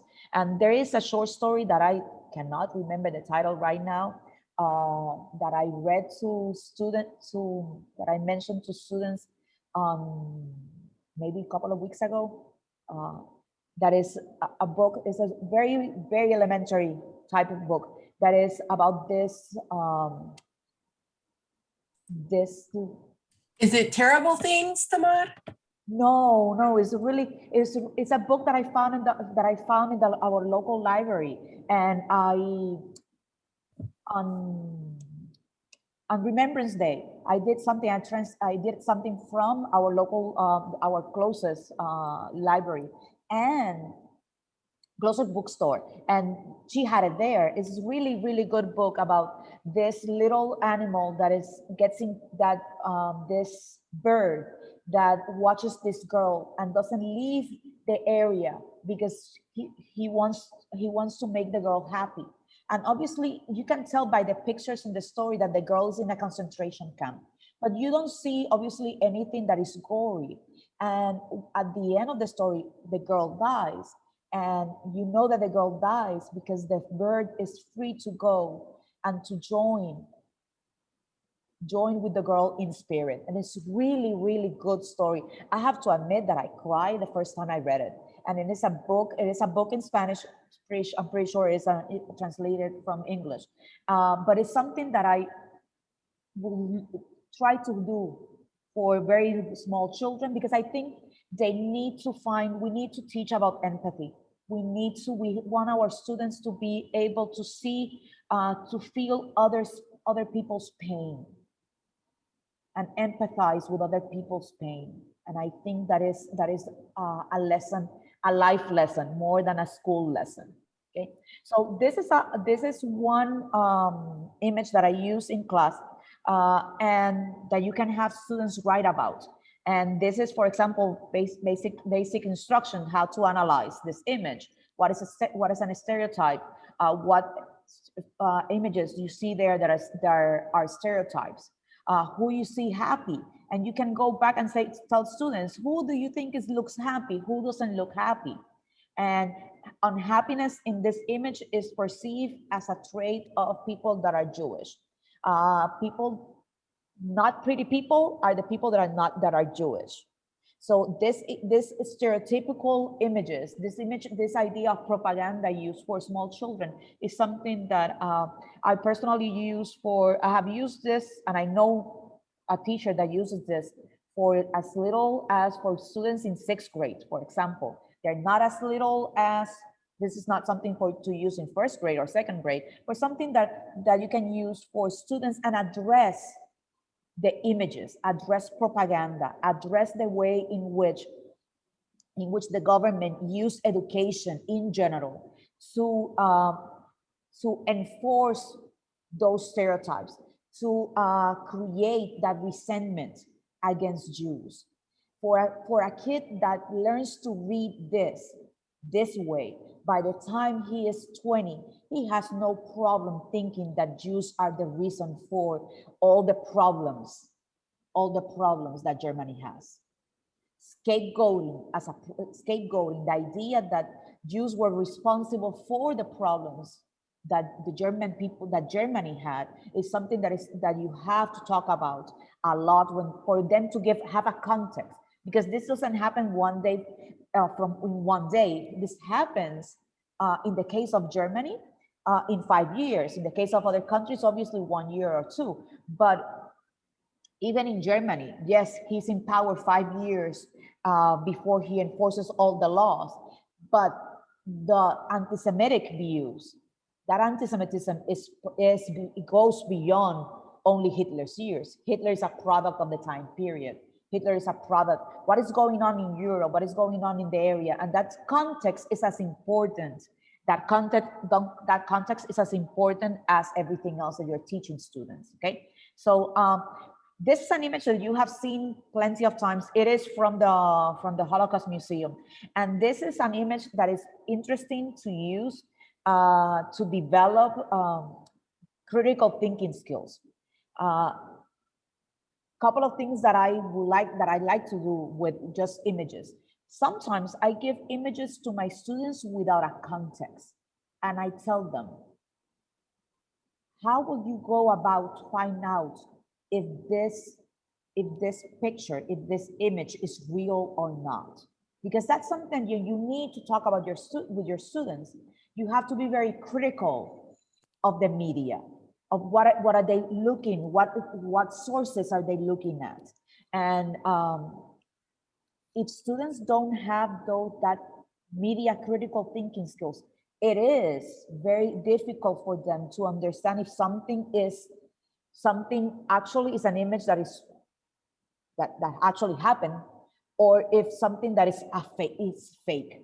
How do you distinguish fake news? How do you distinguish fake images? And that is something that can be integrated into Holocaust education. I have done with students, maybe it was a year or 2 ago, that I had a class on fake news. How do you figure out that something is fake news? What is actually fake news? How do you, what sources, what resources can you use? If you look at an image, if you look at a newspaper, an article, or if you look something on the internet, how do I know that it's real or not? How do I know if it's fake or not, or if it's misinformation? And Holocaust education can be perfectly integrated to that, because you're going to see, and you probably have students that see stuff on the internet that you know that it's not true, and you want to combat that misinformation. That is something that has to be combated. That's something that you have to fight against, because if not, our students will not be able to have that, really be able to use their resources in a positive way, because they're going to believe everything that they read, and you don't want that for your students. So one of the things that I have done is take these images and just, and the museum has, you can print the images from the museum. They used to have them like in, but I don't know, Eric, if you know, if they still have them, that they used to have them available, and you can, as a teacher, you can actually go and find some of them and get some of them. I have a huge package like that of images from the museum that when I went to the Belfort conference. By the way, I will suggest everyone to go to the Belfort conference. I went to the Belfort conference in 2018, and it was a great experience. And one of the things that when you are for a week there, the museum it is a history museum, but it's also a memorial. And it is it is hard for, when you are doing this type of work, it is hard to see the images constantly. But it is important to get yourself educated, to be able to teach your students. And I love the Belfort conference, and I will suggest that you try it either this year, that is virtual, or you can try it later on when everything is back to open. And you will have a great time. They used to divide it into social studies and English and language arts, which I think is an interesting approach. In my case, I went to a social studies conference.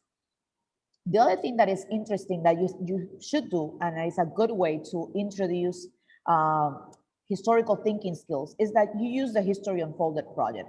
Because one of the things that my students learn with the History Unfolded project is think like a historian. I want you to think like a historian. I want you to do the historian work. I want you to look at the primary sources. And when they look at the newspapers, from the time period, when they're the ones doing the research, they're going to start asking themselves questions. I had, and this is something that I have talked to Christina and Eric about it. There is an article that was submitted to History Unfolded from one student, maybe 3 years ago, right after 2018. And the student was appalled, not only by the information, but more than anything because of the racist character, the racist ideology that permeated the article. So the journalist that was writing show a lot of bias against Jews. So for my student, 2018,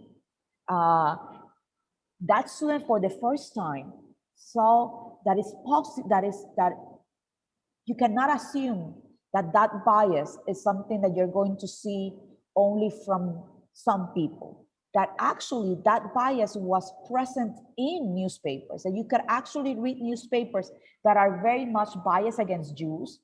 And she was appalled by it.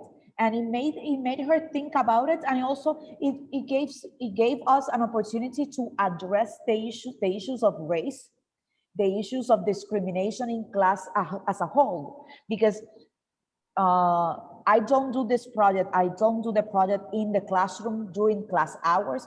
I have always done History Unfolded after school, okay?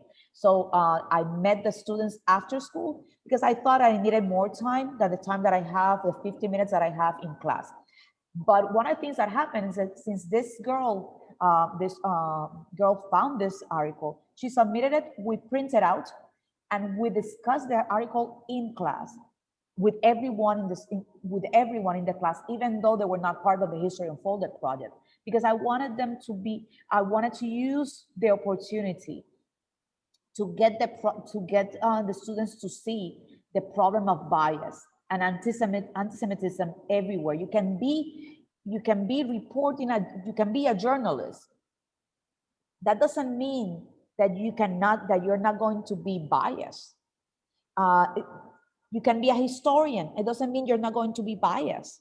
You can be an archaeologist. You can even write an academic book and try and be biased against a group. So it is something that it was a learning experience for all of my students. And it's a good way to think and to work on historical thinking skills, okay? So when you're talking about historical thinking skills and critical thinking skills, using History Unfolded is a great way of doing it, okay? And we're going to see very soon, we're going to see the lesson on the San Luis, because I think that's a really good way to start with Holocaust education, especially even if you're not teaching high school, middle school, you can work with that lesson plan. So one of the things that it is important for all teachers, but especially for social studies teachers, to talk about accountability. How is society as a whole responsible of what's going on? Because one of the things that used to be something that you used to hear a lot is that happened because we didn't know about it. And the History Unfolded project shows clearly we knew about it. So it's not like people did not have information of what's going on in Europe. So if you have information, what is the reaction of society? What happened in society? And you can talk about not only you can integrate that with the issues of immigration, because the 1930s in general in US history is a time period in which there is a lot of anti-immigration sentiment.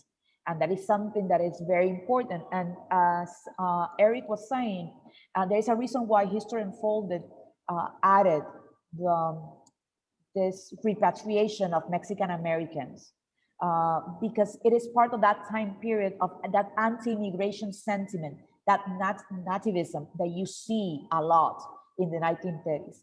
And unfortunately, we even see it today. So there is something that you should be able to integrate with your students. If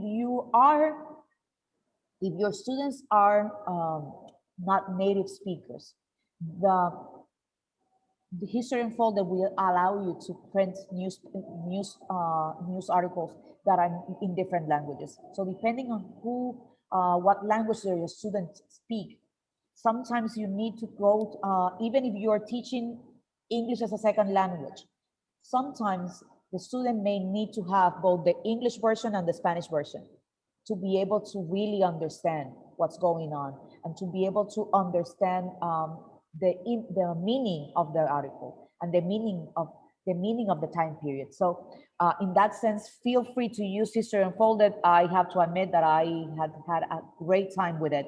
And in my case, I do it after school as an after school project, but you can use it in the classroom very much so. And it's a good way to teach historical thinking skills and that part of students being able to research on their own.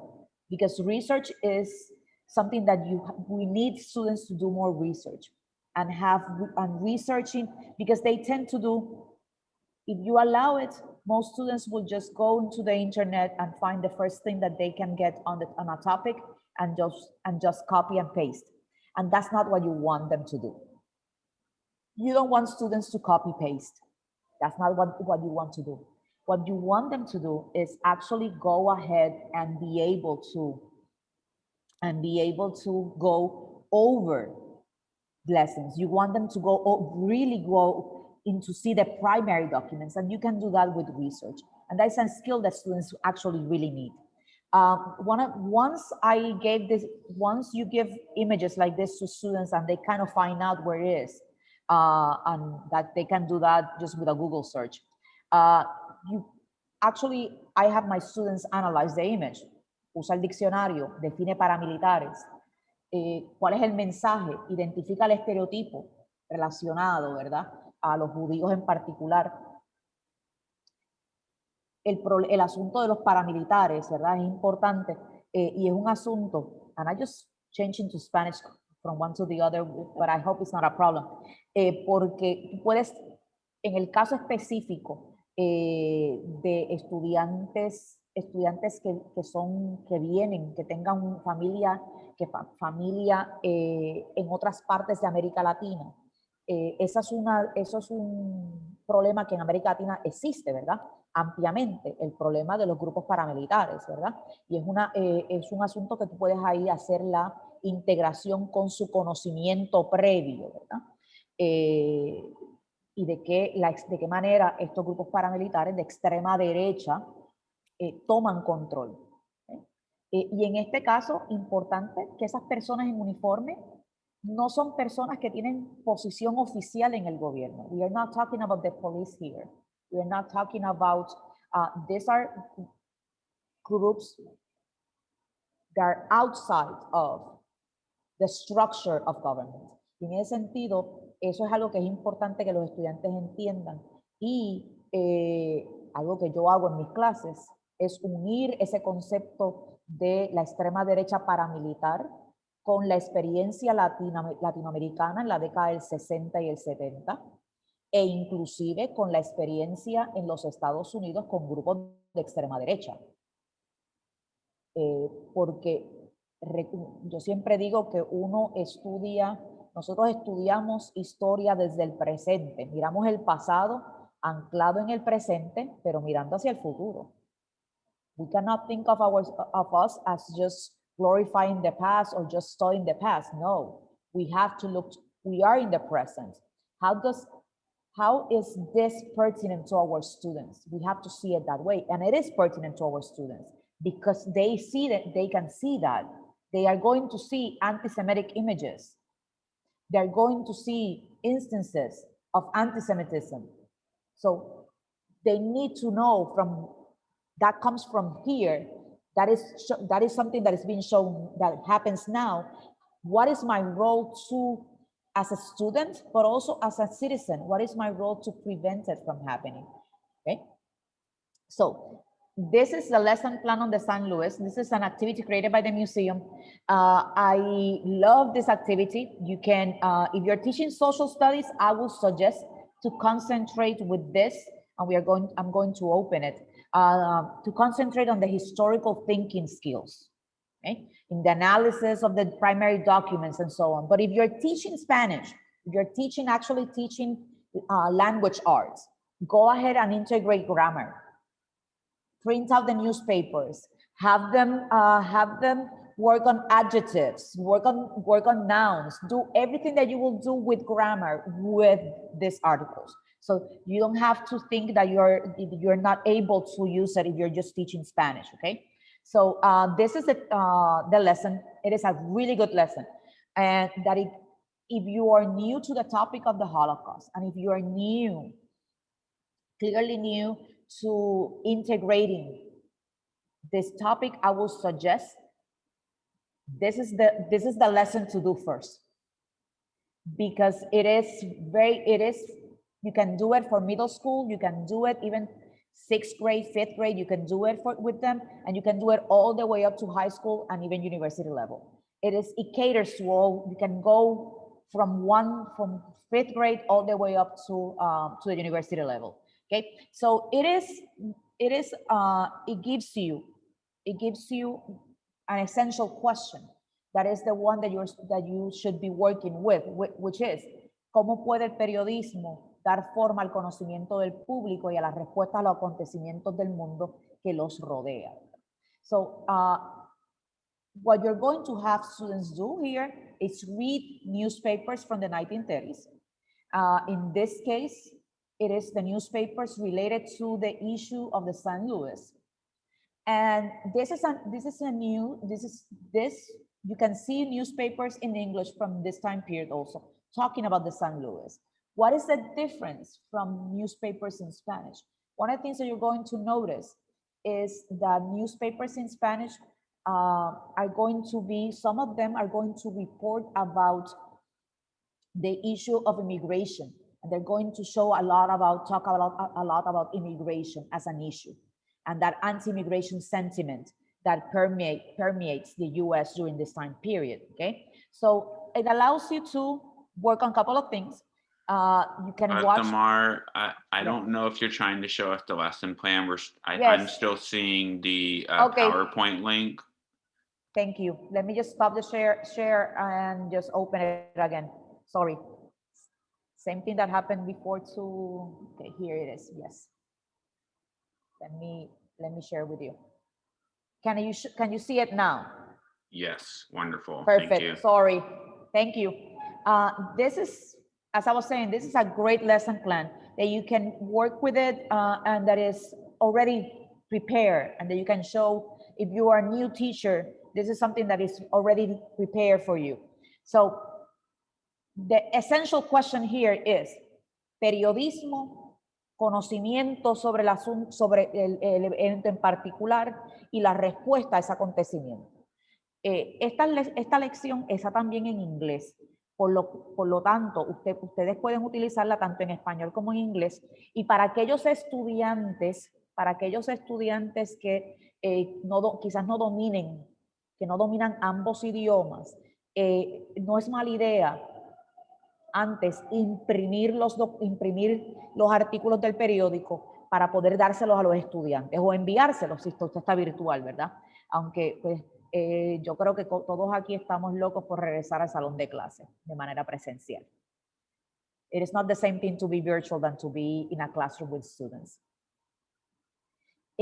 La lección te provee material adicional de referencia que puedes utilizar. Mi sugerencia es que si usted va a utilizar esta lección, aproveche, lo haga en varios días, porque esto le permite utilizar, por ejemplo, la cronología que está en español, disponible, ¿verdad? Está en español.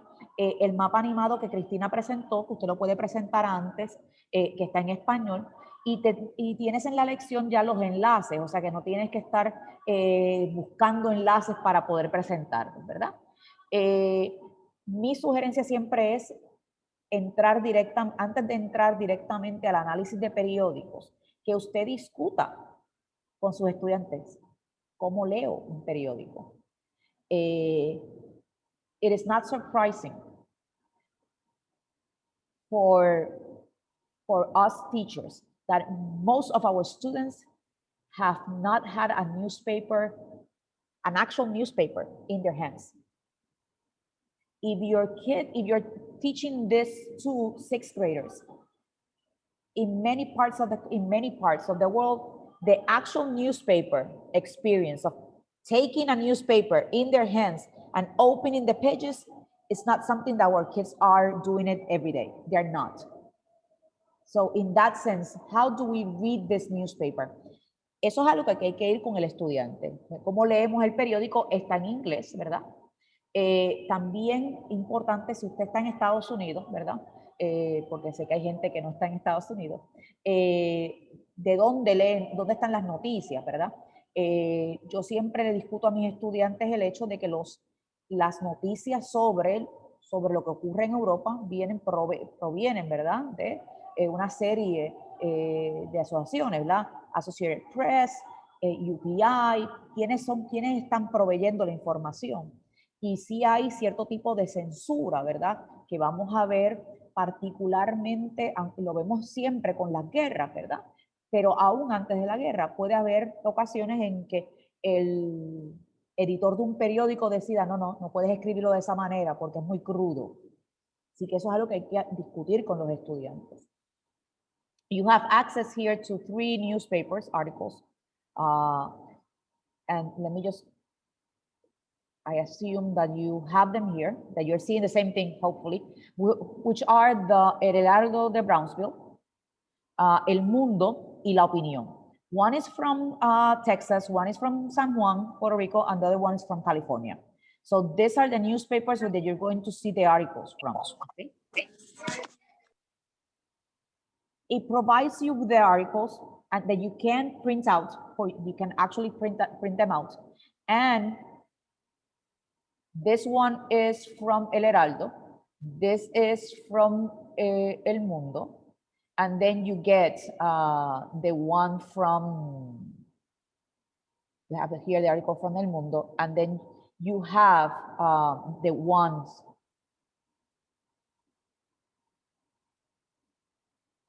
the other one, okay? So from La Opinión. That gives you an idea, that shows you, and they have the actual links are on the transcript, so you cannot use on the PDF. So you don't have to, you can actually go to the link and just see the newspaper. And this is something students have never seen. Most of my students have never seen newspapers like this because they see their news on the internet. So since they see their news on the internet, they have never seen that newspaper like this. So the first thing that I actually had to explain to them is that, yes, we actually used to read newspapers like this. It's something that they don't get. So that is something that is that you should go over. You can go over. Let me just go to the other. Okay, sorry. I'm not sure if you're seeing the article yet. Okay, let me just share again the article. Something happened here. So one of the things that it is important for you to go over this when you talk to your students is have your students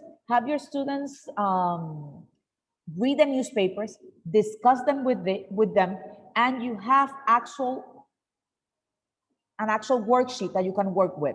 Esta es una hoja de trabajo para que el estudiante trabaje, ¿verdad? Tú tienes aquí el nombre del periódico, de dónde es el periódico, titular, autor, qué información aparece en la página que compite por la atención del lector, que eso es importante cuando hablamos también de cuán importante es la noticia, porque si la noticia está en la página 25 del periódico, ¿cuánta gente llega hasta la página 25 leyendo el periódico?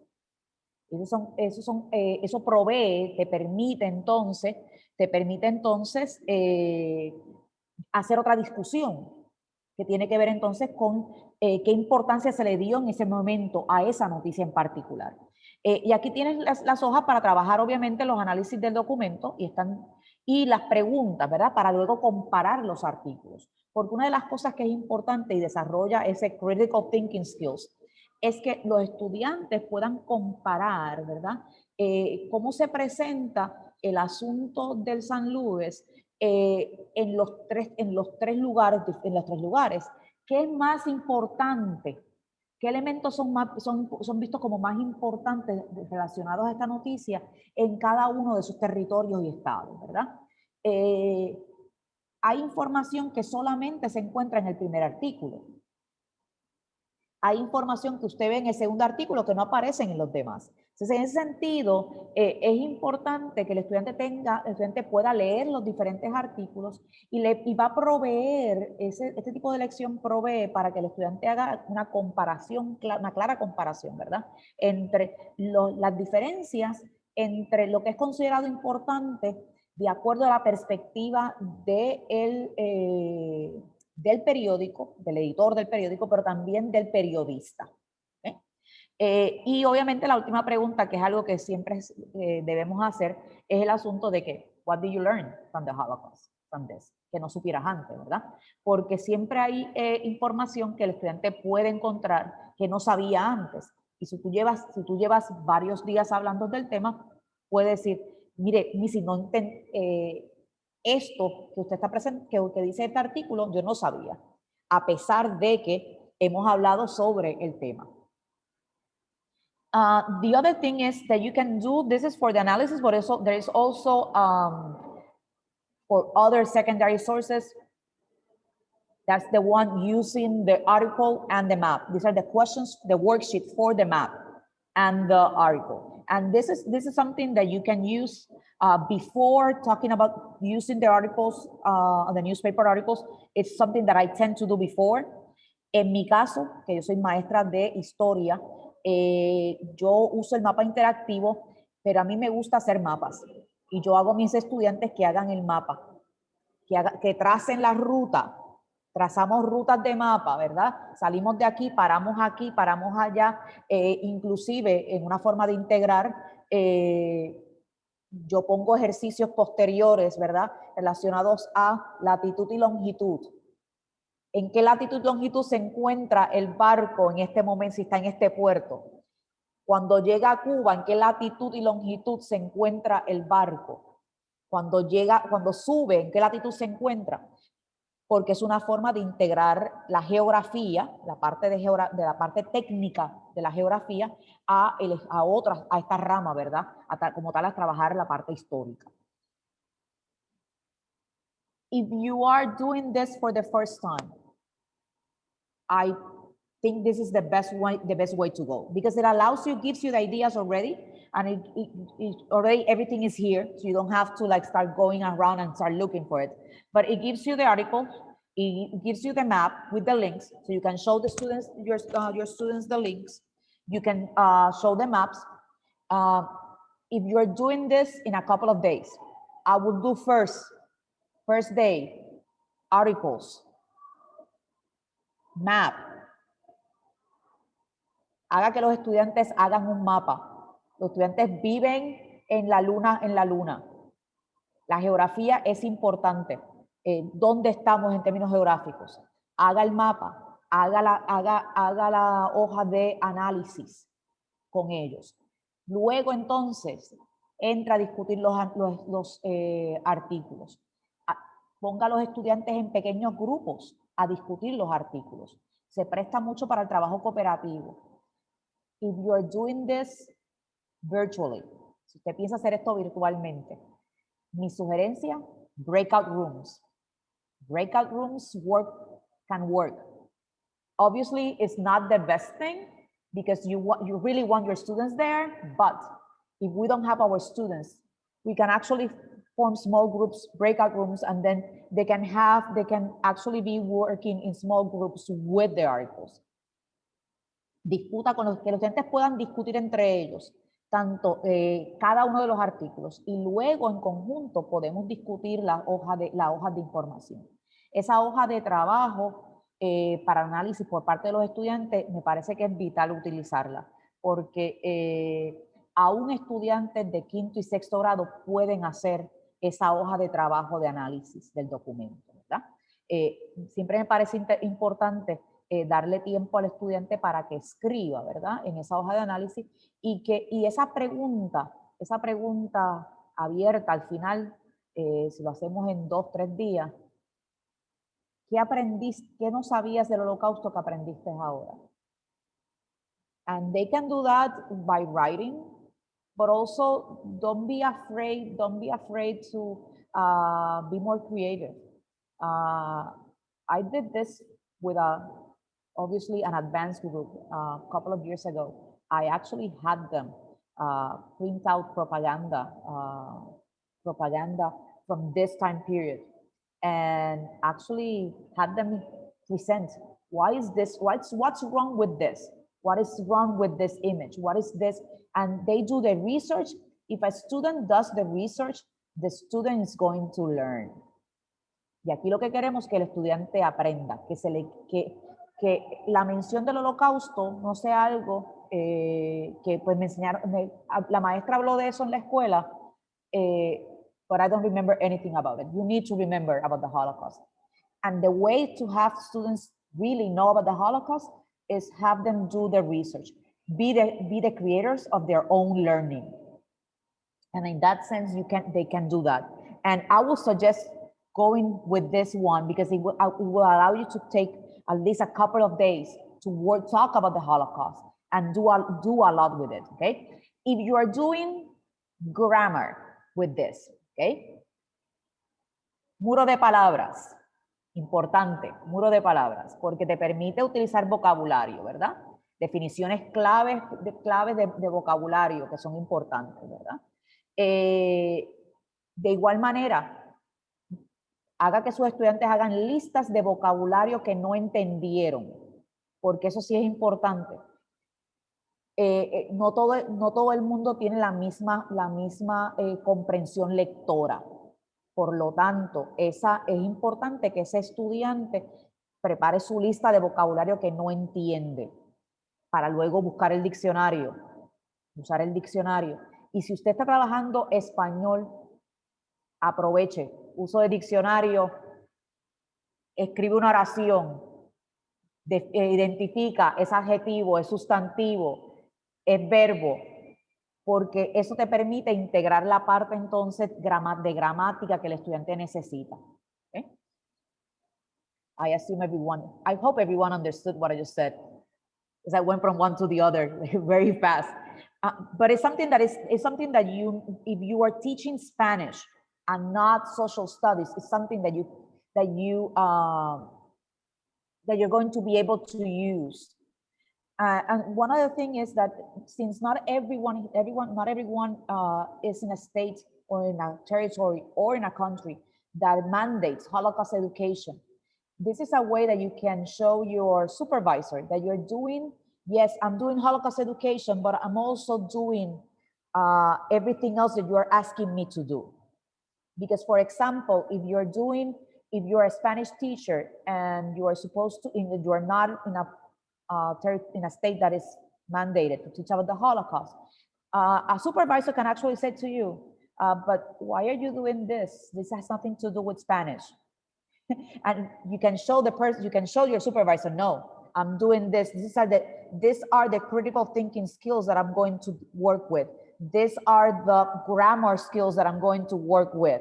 This is, because sometimes you actually have to like spell it out for other people, because some people are not happy with integration in general, so you have to spell it out. En ese sentido, si usted es uno de esos que está enseñando español y le están pidiendo y se lo cuestionan, pues mire, puedo usar este trabajo en particular, puedo utilizarlo voy a hacer esto con vocabulario, voy a hacer esto con gramática, voy a trabajar estas destrezas de escritura. Así que en ese sentido puedes trabajar otros criterios que son específicos de lenguaje y no entonces necesariamente del área de estudios sociales, ¿verdad? Usted puede continuar con la lección provee para usted entonces obviamente hacer otras, continuar utilizándolo por varios días, porque usted puede entonces trabajar videos, en este caso barcos de refugiados en el mar, y tiene entonces preguntas para los videos específicas, ¿verdad? A mí personalmente me gusta mucho trabajar primero con primero mapas, luego periódicos y finalmente videos, porque los chicos están más acostumbrados a ver el video y es más difícil para ellos leer. La parte de leer es la que se le complica la vida a ellos si no quieren leer. Isabel is nodding because she knows students don't want to read, but you want them to read and see. So videos should be, I think videos should be after you read, after they read, after they had done the analysis, go ahead and use the videos as part of your lesson on the Holocaust. Porque en ese sentido para ellos es más fácil para ellos decir, pues voy a ver el video y no leo. No, you want them to read. Reading is important. We have to, and yes, most of my students will say, why are you insisting that we read? Because reading is knowledge, because reading is powerful. And when you read, you don't believe everything that you hear. As simple as that. So it is important for students to read. So you can actually go to the videos and watch them with them and have lessons. Take another day for the lesson with videos and questions on the videos. And one of the things that the lesson lets you do is that allows you to have questions for the students to write. So if you are one of those that needs to have extra lessons and that wants maybe take a week on this lesson, you have other activities that you can work on. For example, you can work on with looking at the same newspaper on History Unfolded and say, did they actually keep writing about it? Or they just put it one day and just forgot about it, okay? So that's something that students can do. Also, if your students have never seen immigration IDs, those are available and those are amazing. It makes it personal for students. And you have the link here. You have a link to immigration IDs, which I think are really interesting and really important for students to see. I actually, when I was at the museum, I have to admit, I didn't do anything wrong, but because the guard said that I could take them. I took a lot of those IDs, like a bunch of them. They're here in our library. And I share them with other teachers, but I have a teacher, I think she's here, that did a project with students in an English class, with students using those immigration IDs, those cards. So there is a lot of things that you can do. And if you don't have it, the museum usually has enough information, enough things that you can actually just print it out. But if you have been to the museum, or if you are in the museum at some point when it opens, hopefully soon, because I'm hoping museums opens everywhere because I think they're needed. If you go to a museum, actually the guard will not say anything if you take a bunch of them for use in class. Because I asked the security guard, and he said, no, go ahead, take all of the ones that you need. And I took 50, because I said 50 is a number that I can use in more than one classroom at the same time. And it is something that you can actually use from right now, because it is virtual and you can use it. They have it. So also you can actually also do another lesson as an extension if you have the time, which is the challenges of escape, that talks about refugees. And if your student body has a lot of immigrants, it is something that you should go ahead and look at it, because there is a lot about immigration, both from the point of view of Jewish refugees, but also immigration in general. And that's something that students will find pertinent because it's part of their experience or their parents' experience. So you need to make Holocaust education pertinent for the student. You need to make something that they that they see themselves as part of the solutions of the problems, as part of something that is going on around them. So in that sense, it is important to emphasize the issues of immigration, refugees in general, and talk with students about empathy. Okay, so let me just go back. Let me just stop this share so I can go to the other stuff that I have for you. Let me go ahead and share again something else. Thamar? Yes. I put in the chat the link to the ID cards in Spanish. We've translated them in Spanish. And then I also put the PDF of the Challenges of Escape lesson plan in the chat. Perfect. Thank you, Christina. But yes, you can print them out and use them as an extension for your classes. I have used them. I also have used the timeline activity. And I think the timeline activity, if you have time, that is something that you can do previous to doing the St. Louis activity, that timeline activity. And the timeline activity you can also print it out. I think was last year, I actually had my whole classroom with cover in paper, the walls, and I had my students do a gigantic timeline from 1918 with the end of World War I all the way up to 1945. I used every single wall in my classroom, and you can actually do that with your students. And in general, if you have them present, students like to draw on their walls. Have them draw on their walls. Have them work on the walls. And that timeline activity is a perfect activity to do on the wall. So, and there it is actually, again, it is on the website of the Holocaust Museum. Okay. So another thing, if you're doing Spanish, specifically here doing Spanish, I love this poem by Primo Levi, and this is a great poem. And one of the things that when I think about this poem, I think more of, in this case, about the Spanish stuff, meaning identifica, símiles, personificaciones, aliteración, metáforas, ejemplos de imágenes,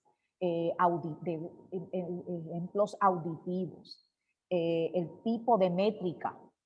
So if you're doing the actual, like a lot of the Spanish stuff, like doing poem analysis, this is a great poem to do it with.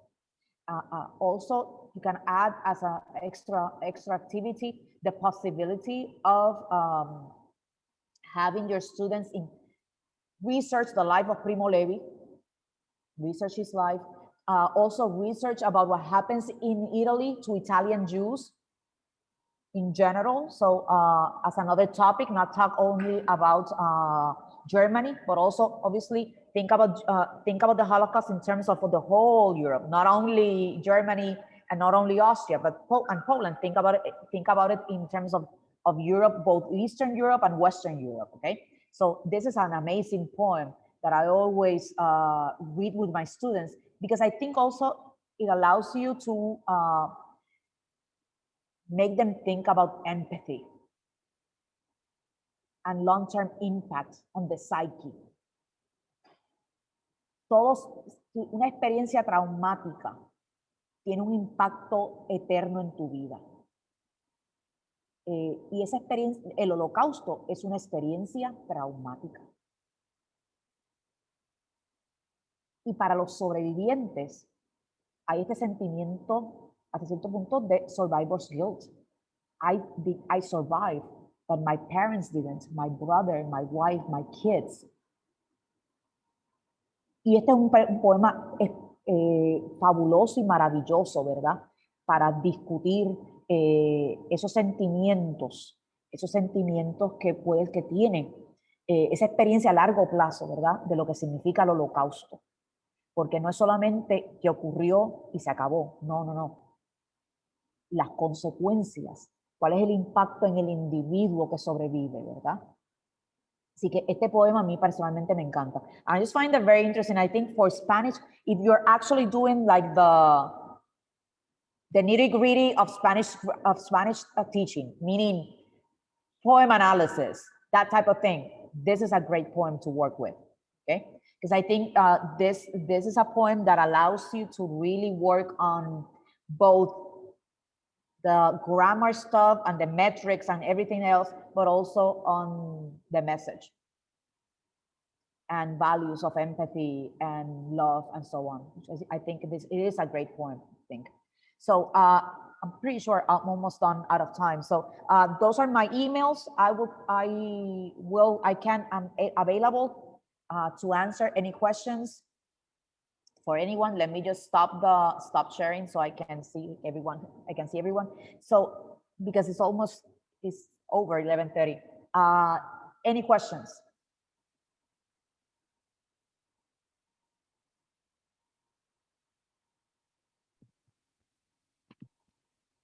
I don't have any questions, but I want to thank you so much for all this information. I mean, I have like 6 pages. I keep on writing and writing and writing ideas and like the resources. Thank you so much. That is the idea.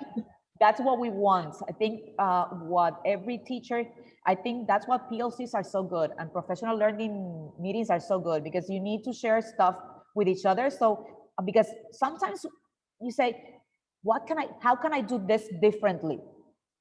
And maybe somebody else has an idea and you can integrate it and find some ways in how to integrate that idea. So I'm available if you have any questions. If you have, you can text me, you can email me. I do have like a lot of stuff that I actually do with my students. I teach high school and I teach AP history, which means that my students are advanced students, but there's a lot of stuff that you can do with Holocaust education in general, and a lot of stuff that you can do at every level. And I'm going to find, Maria, the title of that book. Porque no me acuerdo el título, pero te lo voy a enviar. Porque yo me voy a acordar el título de ese cuento.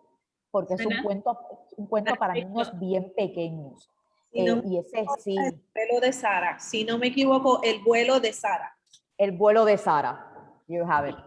El vuelo de Sara. Es el título de... Sí, el vuelo de Sara. Debe estar en inglés y debe estar en español. I don't remember the author of the book. I'll find it. El vuelo de Sara. Encontrar. Muchas gracias. Es un libro bello porque no es gory. Es un libro que esa conexión de amor, ¿verdad? Because you want your elementary students, elementary kids to really talk about love, empathy, that idea of love, I think, and how this bird loves this girl and joins her flying, and this idea that the soul is still there, and even though the kid died, you know that bird feels that he's going to join that little girl in spirit. Te digo, la primera vez que lo leí lloré. And I'm not a crier. I have to admit that I'm not a crier. So I read the book and I cried. And this is a book for really little kids. And I will find the author. I will let you know what is the author, because I know it has to be in English also for those of you that may want to see it in English. I think we also wanted to leave time if anybody else had resources or strategies that they've used with bilingual education. I know we've presented a lot of information to you. We hope it was useful, but if anybody else at the conference, had anything that they've done that's been successful that might be useful for everyone to hear, we wanted to kind of open it up to hear from you as well. So if anyone has anything, we'd love to hear you share. I teach Spanish as a second language to beginners. So what basically I do is just try to focus on the concepts, on the major themes of Holocaust, like immigration, family, empathy, and try to bring in the classroom at that level. I use readings, and I focus a lot, because of that level of the language, on cognates, on finding words that are similar in one language. So, and I teach them reading skills in the context of, okay, so how the words that I understand and the vocabulary that I know can help me to understand, the reading. So, but I always try to, to look for things that I can present to the level. I use New Zealand a lot, because New Zealand have articles in both languages, and you can always level it. Like I always look for the lowest level and see, okay, my students can understand this. I use silent films. I love videos, because this is like, especially at that level, it's really easy to manage, and I produce the language for them at the level that they are comfortable and they can understand.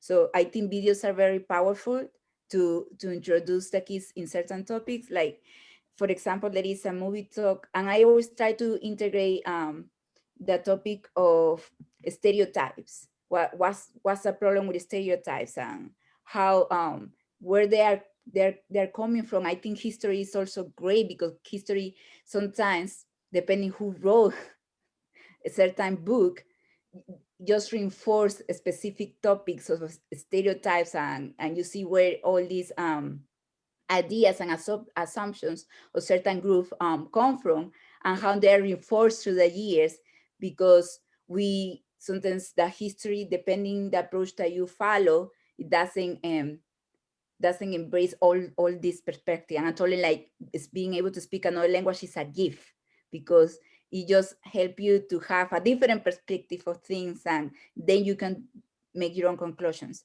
So with silent films, like, sometimes just like simple, those movies, there was a movie that I used, a short film about this old woman, like, making assumptions for a young person, because he has like a hairstyle, like it was, like different, and he was young, and I made it so simple that the students come up with the conclusion that I want them to come out. Like, yeah, it's wrong to make assumptions, and how we can change that. Like, I had them thinking about it. So that's my experience and how I bring the topics of the Holocaust in the context of my classroom. Thank you. Okay. Isabel, has usado On Shoulder Arms, que es un silent film from the World War I. So really good silent film. That it is a film that you can actually, because it is short. It's only 40 minutes. It has a lot. You can use it a lot for stereotypes about Germans, stereotypes about Germans in general, stereotypes about French. It is a very interesting chaplain film, and I have used it in class. On Shoulder Arms.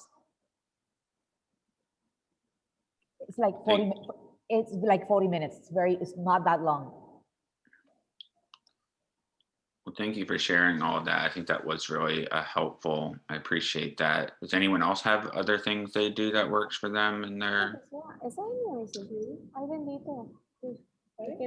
classrooms?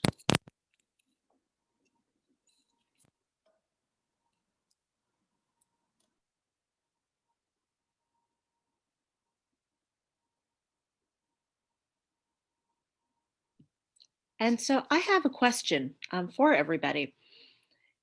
As an education center, that is really striving to become more inclusive and representative of different experiences, what could we do for you?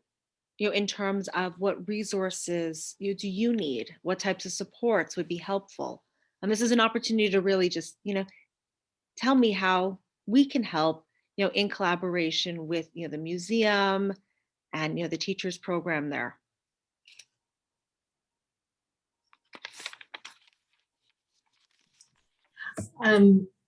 I think that if we continue to work together, and if anything that the museum produces, any lesson plans that we write, if you could provide, if you all can try them in your classroom, or at least read them over and give us feedback, tell us what you think works and where you think we need to improve, that would be very helpful. One of the challenges we have at the museum is that we don't, especially for bilingual education and Spanish language lessons, we have a big network of teachers, but we have so few who can read Spanish and do the lesson with their students in a Spanish language class. And we always like to have at least maybe 5 or 6 teachers or more giving us some feedback. So that would be very helpful. The more you can tell us what was good and then what we should improve upon, that would be very helpful. I did include in the links or in the chat, the last link that I included is a great activity that I think works very well for bilingual education, because it relies on photos and it relies on historical thinking skills, like Thamar was saying, like thinking like a historian, where students do research of photos from our archive. We have about 40,000 photos on our website, historical photos. And this activity asks students to look for these photos of pre-war Jewish life, not the victims as victims, but their life before, to show how rich and how normal, more or less, everybody's lives were before this happened. And if you do this activity, it also asks students to look at photos from their own family life so that you're seeing a bigger connection. But that is also very helpful, because I think that can help to facilitate the language and start slowly with building those language skills.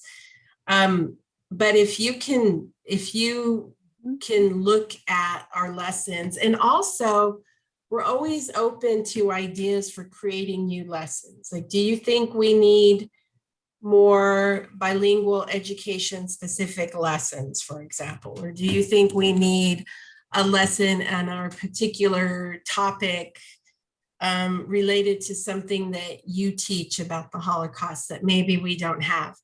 We can't promise that we will make them, but we can at least consider and look at the need, a bigger need, if more teachers need that. But also just look at what we have and use it, and then let us know. Give us your opinions on it based on how you used it. We can definitely do that. And I would say, I think of someone like Isabel, who, is part of our program, who is, a graduate of the post-bac certificate. And so anything that you want tested, let me know, because we can also put together, a little pilot group or a focus group to review something together. Oh, that would be wonderful. So, and that's what we're here for. And, I view our role as, beyond the Kean community. We're here to support all educators. So anything that we can do, and, our hope would be perhaps a year from now, we can do our second annual, conference, on new themes, new work that's going to emerge in the next year. So we hope that people will continue to stay engaged. I think that's what everyone wants, because if you are engaging, you're going to create new material, and you're going to get students to do more. And that's what we all want as teachers. We want our students to learn more, to be able to do more. Yeah. And I can't wait to see Maria in her classroom and the things that you're going to do. Yeah. I am very excited. I can't wait. I have one more year until I graduate, and I'm just trying to get as much information as possible and practicing, putting all of this into my lesson plans that I'm learning right now. I'm just preparing myself, but Meanwhile, I'm listening to you guys, I'm just putting my notes together and just thinking on other workshops that I took that include that it's about inclusion in the classrooms. And as for example, one of the activities that I will do for sure to show students that we are all the same, no matter what race or religion we come from. And I thought it's an activity probably for young kids, but for me it worked out, and I'm like in my 40s. So this activity has to do with M&Ms. You know the chocolates M&Ms? They're all different colors. So you put them on the table and then you cut them in the middle, all different colors, but in the middle, they're all the same color. So what this teach us is that we all have the same inside of us. Like there is no difference. We can look different on the outside, but we're all the same on the inside. So I thought it was a beautiful activity, and no matter how old are you, I'm old and I love it. So I believe that it will be very helpful for other students to have this type of simple activities that they can get a lot from it. That's something that you can use for like preschool level. Preschool level kids are sponges. Kids they're 4 or 5 years old, they're sponges, and you can just, there's something that they will be very receptive to, and they will eat the candy afterwards, so they will love it. Yes. Well, we should be careful with all the allergies and all that stuff. That's We'll true. figure it out. You know, that's something that Christina knows and Eric knows, that my history unfolded kids, one of the reasons why they always work and I have always had students participate in the project is because I give food out. I'm the teacher that always has food. I have cookies. Food is like the best thing that you can give students. Students are always hungry for some reason. They're always hungry. So I have cookies, candy, even coffee. At some point, a couple of years ago, I had a coffee maker in my classroom, and I had coffee for my students. They could actually come and drink coffee if they were working on a project with me. So yes, that's the other thing that that came up through my mind while we were like sharing these wonderful ideas in terms of lesson plans and like the propaganda, which is huge. But instead of focusing on the bad propaganda, maybe introduce the topic with, I don't know if somebody remembers this commercial that used to be on the TV a couple of maybe years ago, where they put like screen and people behind the screen, and all what you see is just skeletons, but when they come out of there, it's like, for example, to a couple of the same gender, and the message of that commercial was that love is love. Like we are all the same. It's like, you know, just instead of introducing the bad things, just introduce the good things, and like the emphasizing empathy, the word that we heard all around this workshop, empathy. Like no matter how we look outside, no matter our preferences or sexual preferences or race and like stereotyping, we are human beings. We love, we suffer. Just do something to position the students in a way that they will feel the way other people feel, like just feel the love first, so they can understand why certain things that society did in the past are not okay, and then we cannot make the same mistake again. I don't know.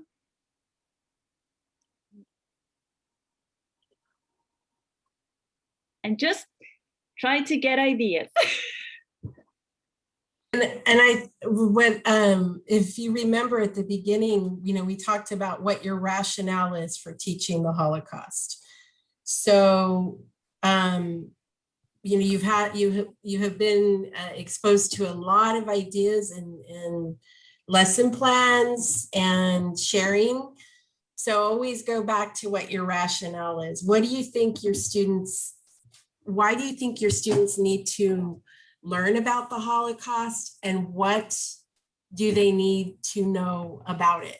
And that can help you to decide if you think teaching about the Holocaust is about learning about acceptance, what materials are there, what materials and lesson plans exist to help you there. Or if you think the Holocaust is about learning the history first, which is what we always say, no matter what you teach, we at the U.S. Holocaust Memorial Museum feel that you have to teach the context.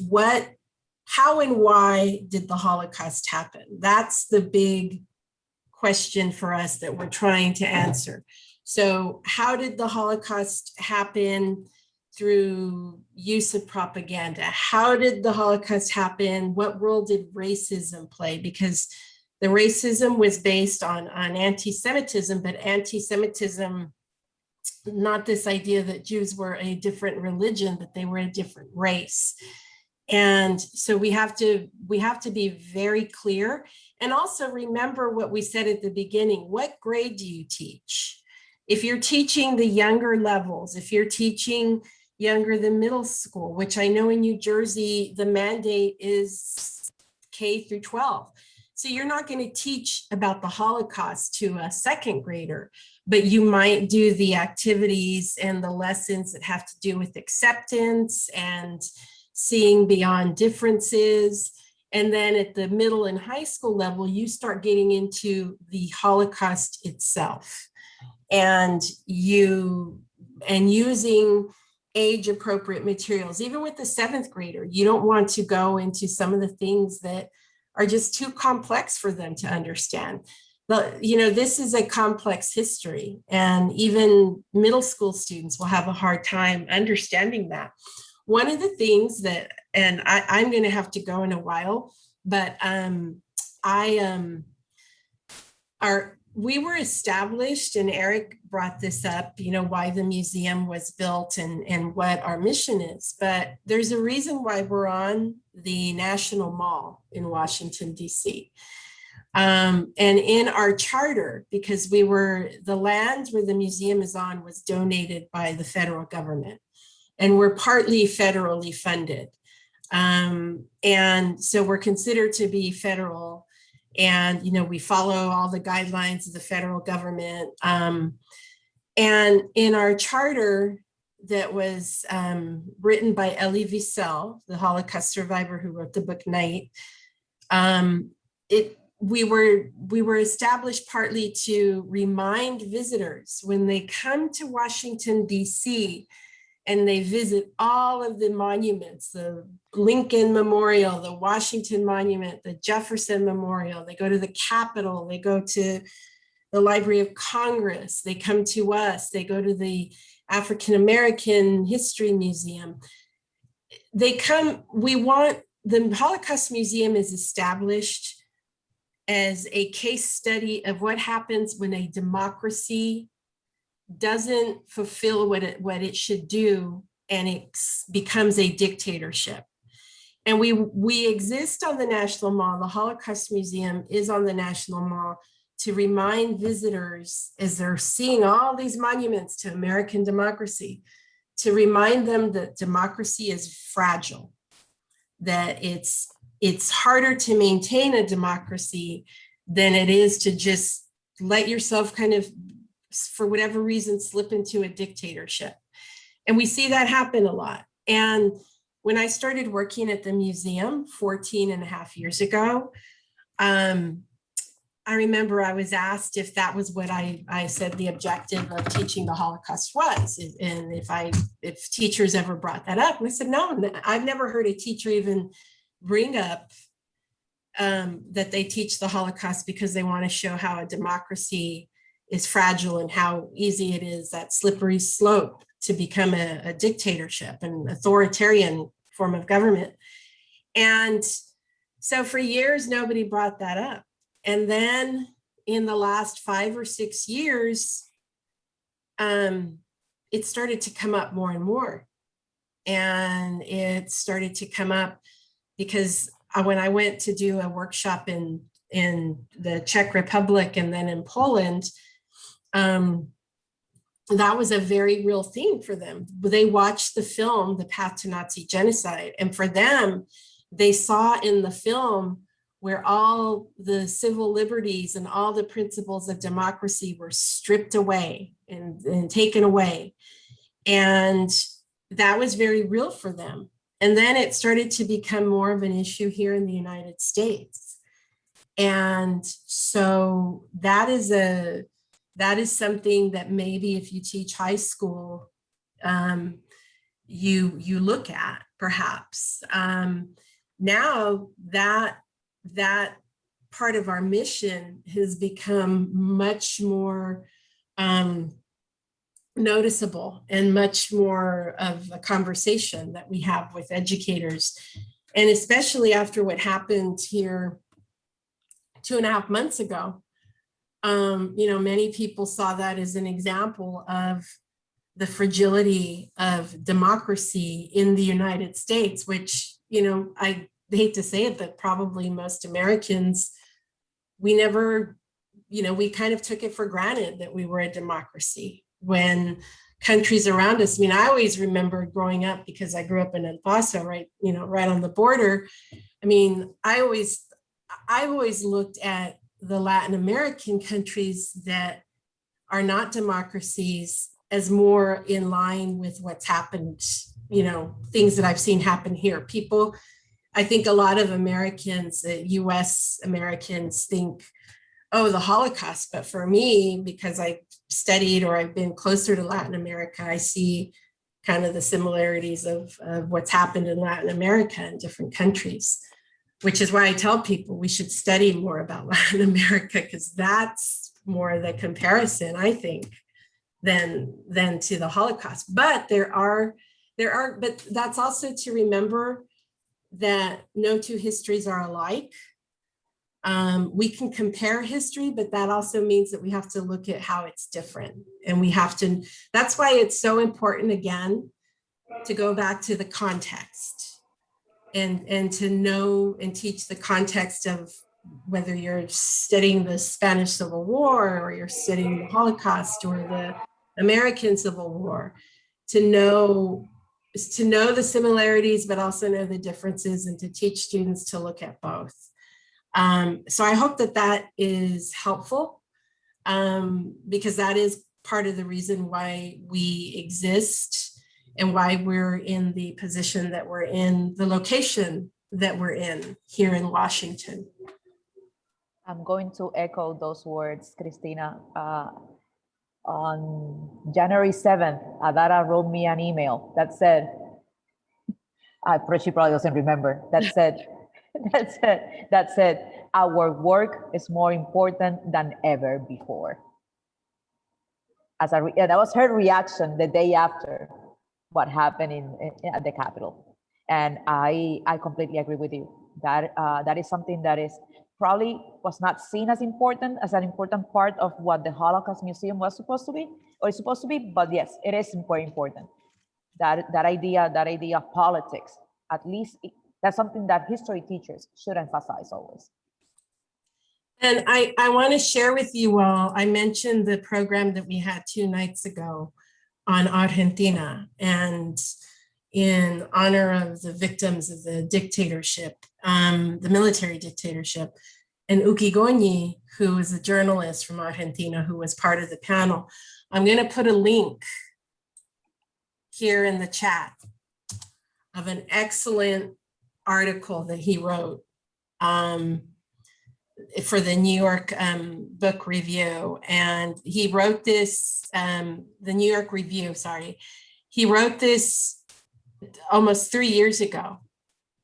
But this to me makes even more sense sometimes, this comparison. And for those of you who are from Latin America, or you teach students from Latin America, I think this article will make a great deal of sense to you. And you can look at how the Holocaust can inform us and how we look at other examples of genocide, because now it is what happened in Argentina starting 45 years ago is now considered to be a genocide.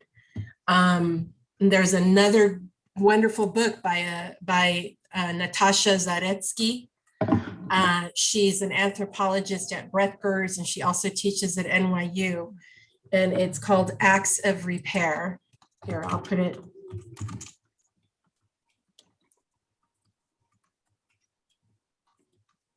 And she just gave a talk yesterday. It was the launching of her book. She is a friend of mine, but I'm not saying this because she's a friend of mine. We became friends because I had read her work and we attended conferences together. And this book looks at Holocaust survivors who went to Argentina, their experiences of them and their family during La Dictadura, and also taking you up to the bombing of the AMIA building in Buenos Aires in 1994, which is the biggest anti-Semitic, the most violent anti-Semitic act in the Americas, North or South. And, you know, we forget that in the US about the AMIA. That was probably the most violent anti-Semitic act in the Americas. And it's still not, nobody has ever been brought to justice. So she brings together all of these three themes. So that's a very good book to read. So I hope that this helps you to think about that. But I think it's a great idea to help your students look beyond the differences and look more at how you are similar. And there are different ways to do that. And you all have shared some of them. And I hope that, you know, with Dr. Goldberg and the work that you're doing, that I know this will continue and the support will continue. And we're happy to help you. And you have our email addresses. So please, please email us. All right, so Christina, I know that we're about to leave, right? Because it's finishing at 12. All right, but I wanted to add it, like what you said before about learning more about Latin American countries. So I will become a professor in Spanish to K through 12. And I already finished with all my Spanish classes. So I took a lot of classes in history of Latin American countries. And I did learn a lot. And I actually wrote a research project in honor of Luisa Valenzuela. I think there is someone, I don't remember who was from Argentina here. I never heard of her before because I've been living in this country for 20 years, but I wanted to honor her work. She wrote short stories, like science, like sci-fi stories, but she hid messages of experiences related with the dictatorship period. And that's what my research is about. And also the role of women in Latin America patriarchal society. And my research got approved to be presented in NCAR, which is a national conference for undergraduate research projects. And I will be representing Kean University on April 13th. So that's good news. And I just wanted to mention that, you know, we'll make changes in our future generations. Hopefully they will be better informed and better educated, and they will have all the resources that they need to make, as Thamar said before, conscious citizens will make better citizens. Maria, congratulations. Please send that information to me so that we can... Thank you. Yes, that's wonderful. Congratulations, Maria. Thank you so much. Really wonderful. I'm passionate about history, and it's just, I feel way too much empathy. It just hurts me. And I like that little boy that you were telling the story before. I do cry when I read the stories. I do cry when I hear stories. I can feel the pain, and I transmit my pain into my writing. I just, you know, it's something, I don't know if you can build that into a student, but, you know, you can try. You can demonstrate, and you can be honest with them. Tell them that you're affected, and it's okay. Everyone responds differently to things, but that it is not only okay, you know, but it's a good thing. It's good. It means that, you know, no one can ever imagine, it's not possible to imagine that you experienced the Holocaust, and we don't want anyone to feel like they experienced the Holocaust. However, they can empathize, with the experience of another child. And they have their own experiences, and, students that you're going to encounter, in the classroom are going to be coming with their own backgrounds and their own narratives, potentially of discrimination or persecution or migration. And you'll be able to bring this to them, and I think be, an extraordinary role model for them. So we're very proud to have you here. And everyone has been at every pre-service teacher conference.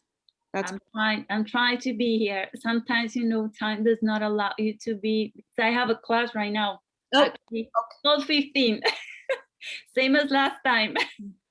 And I think, on that end, to be respectful, of everybody's time, I will stay on for a few minutes when we log off if anybody has questions or requires access. What I will do early next week is I will send a follow-up email that will include everybody's email addresses for our presenters, any resources that they would like shared, as well as the professional development certificate. And, I just like to thank, Thamar, Eric, Christina. Thank you so much for being with us today, for giving us your Friday morning to really bring, these narratives to life. So thank you, and a round of applause for everybody who is here. And my hope is that next year we can do, this again, and maybe even in person.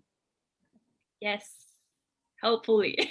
That would be, Goodbye, everyone. yeah. And thank you so much for your time. Bye.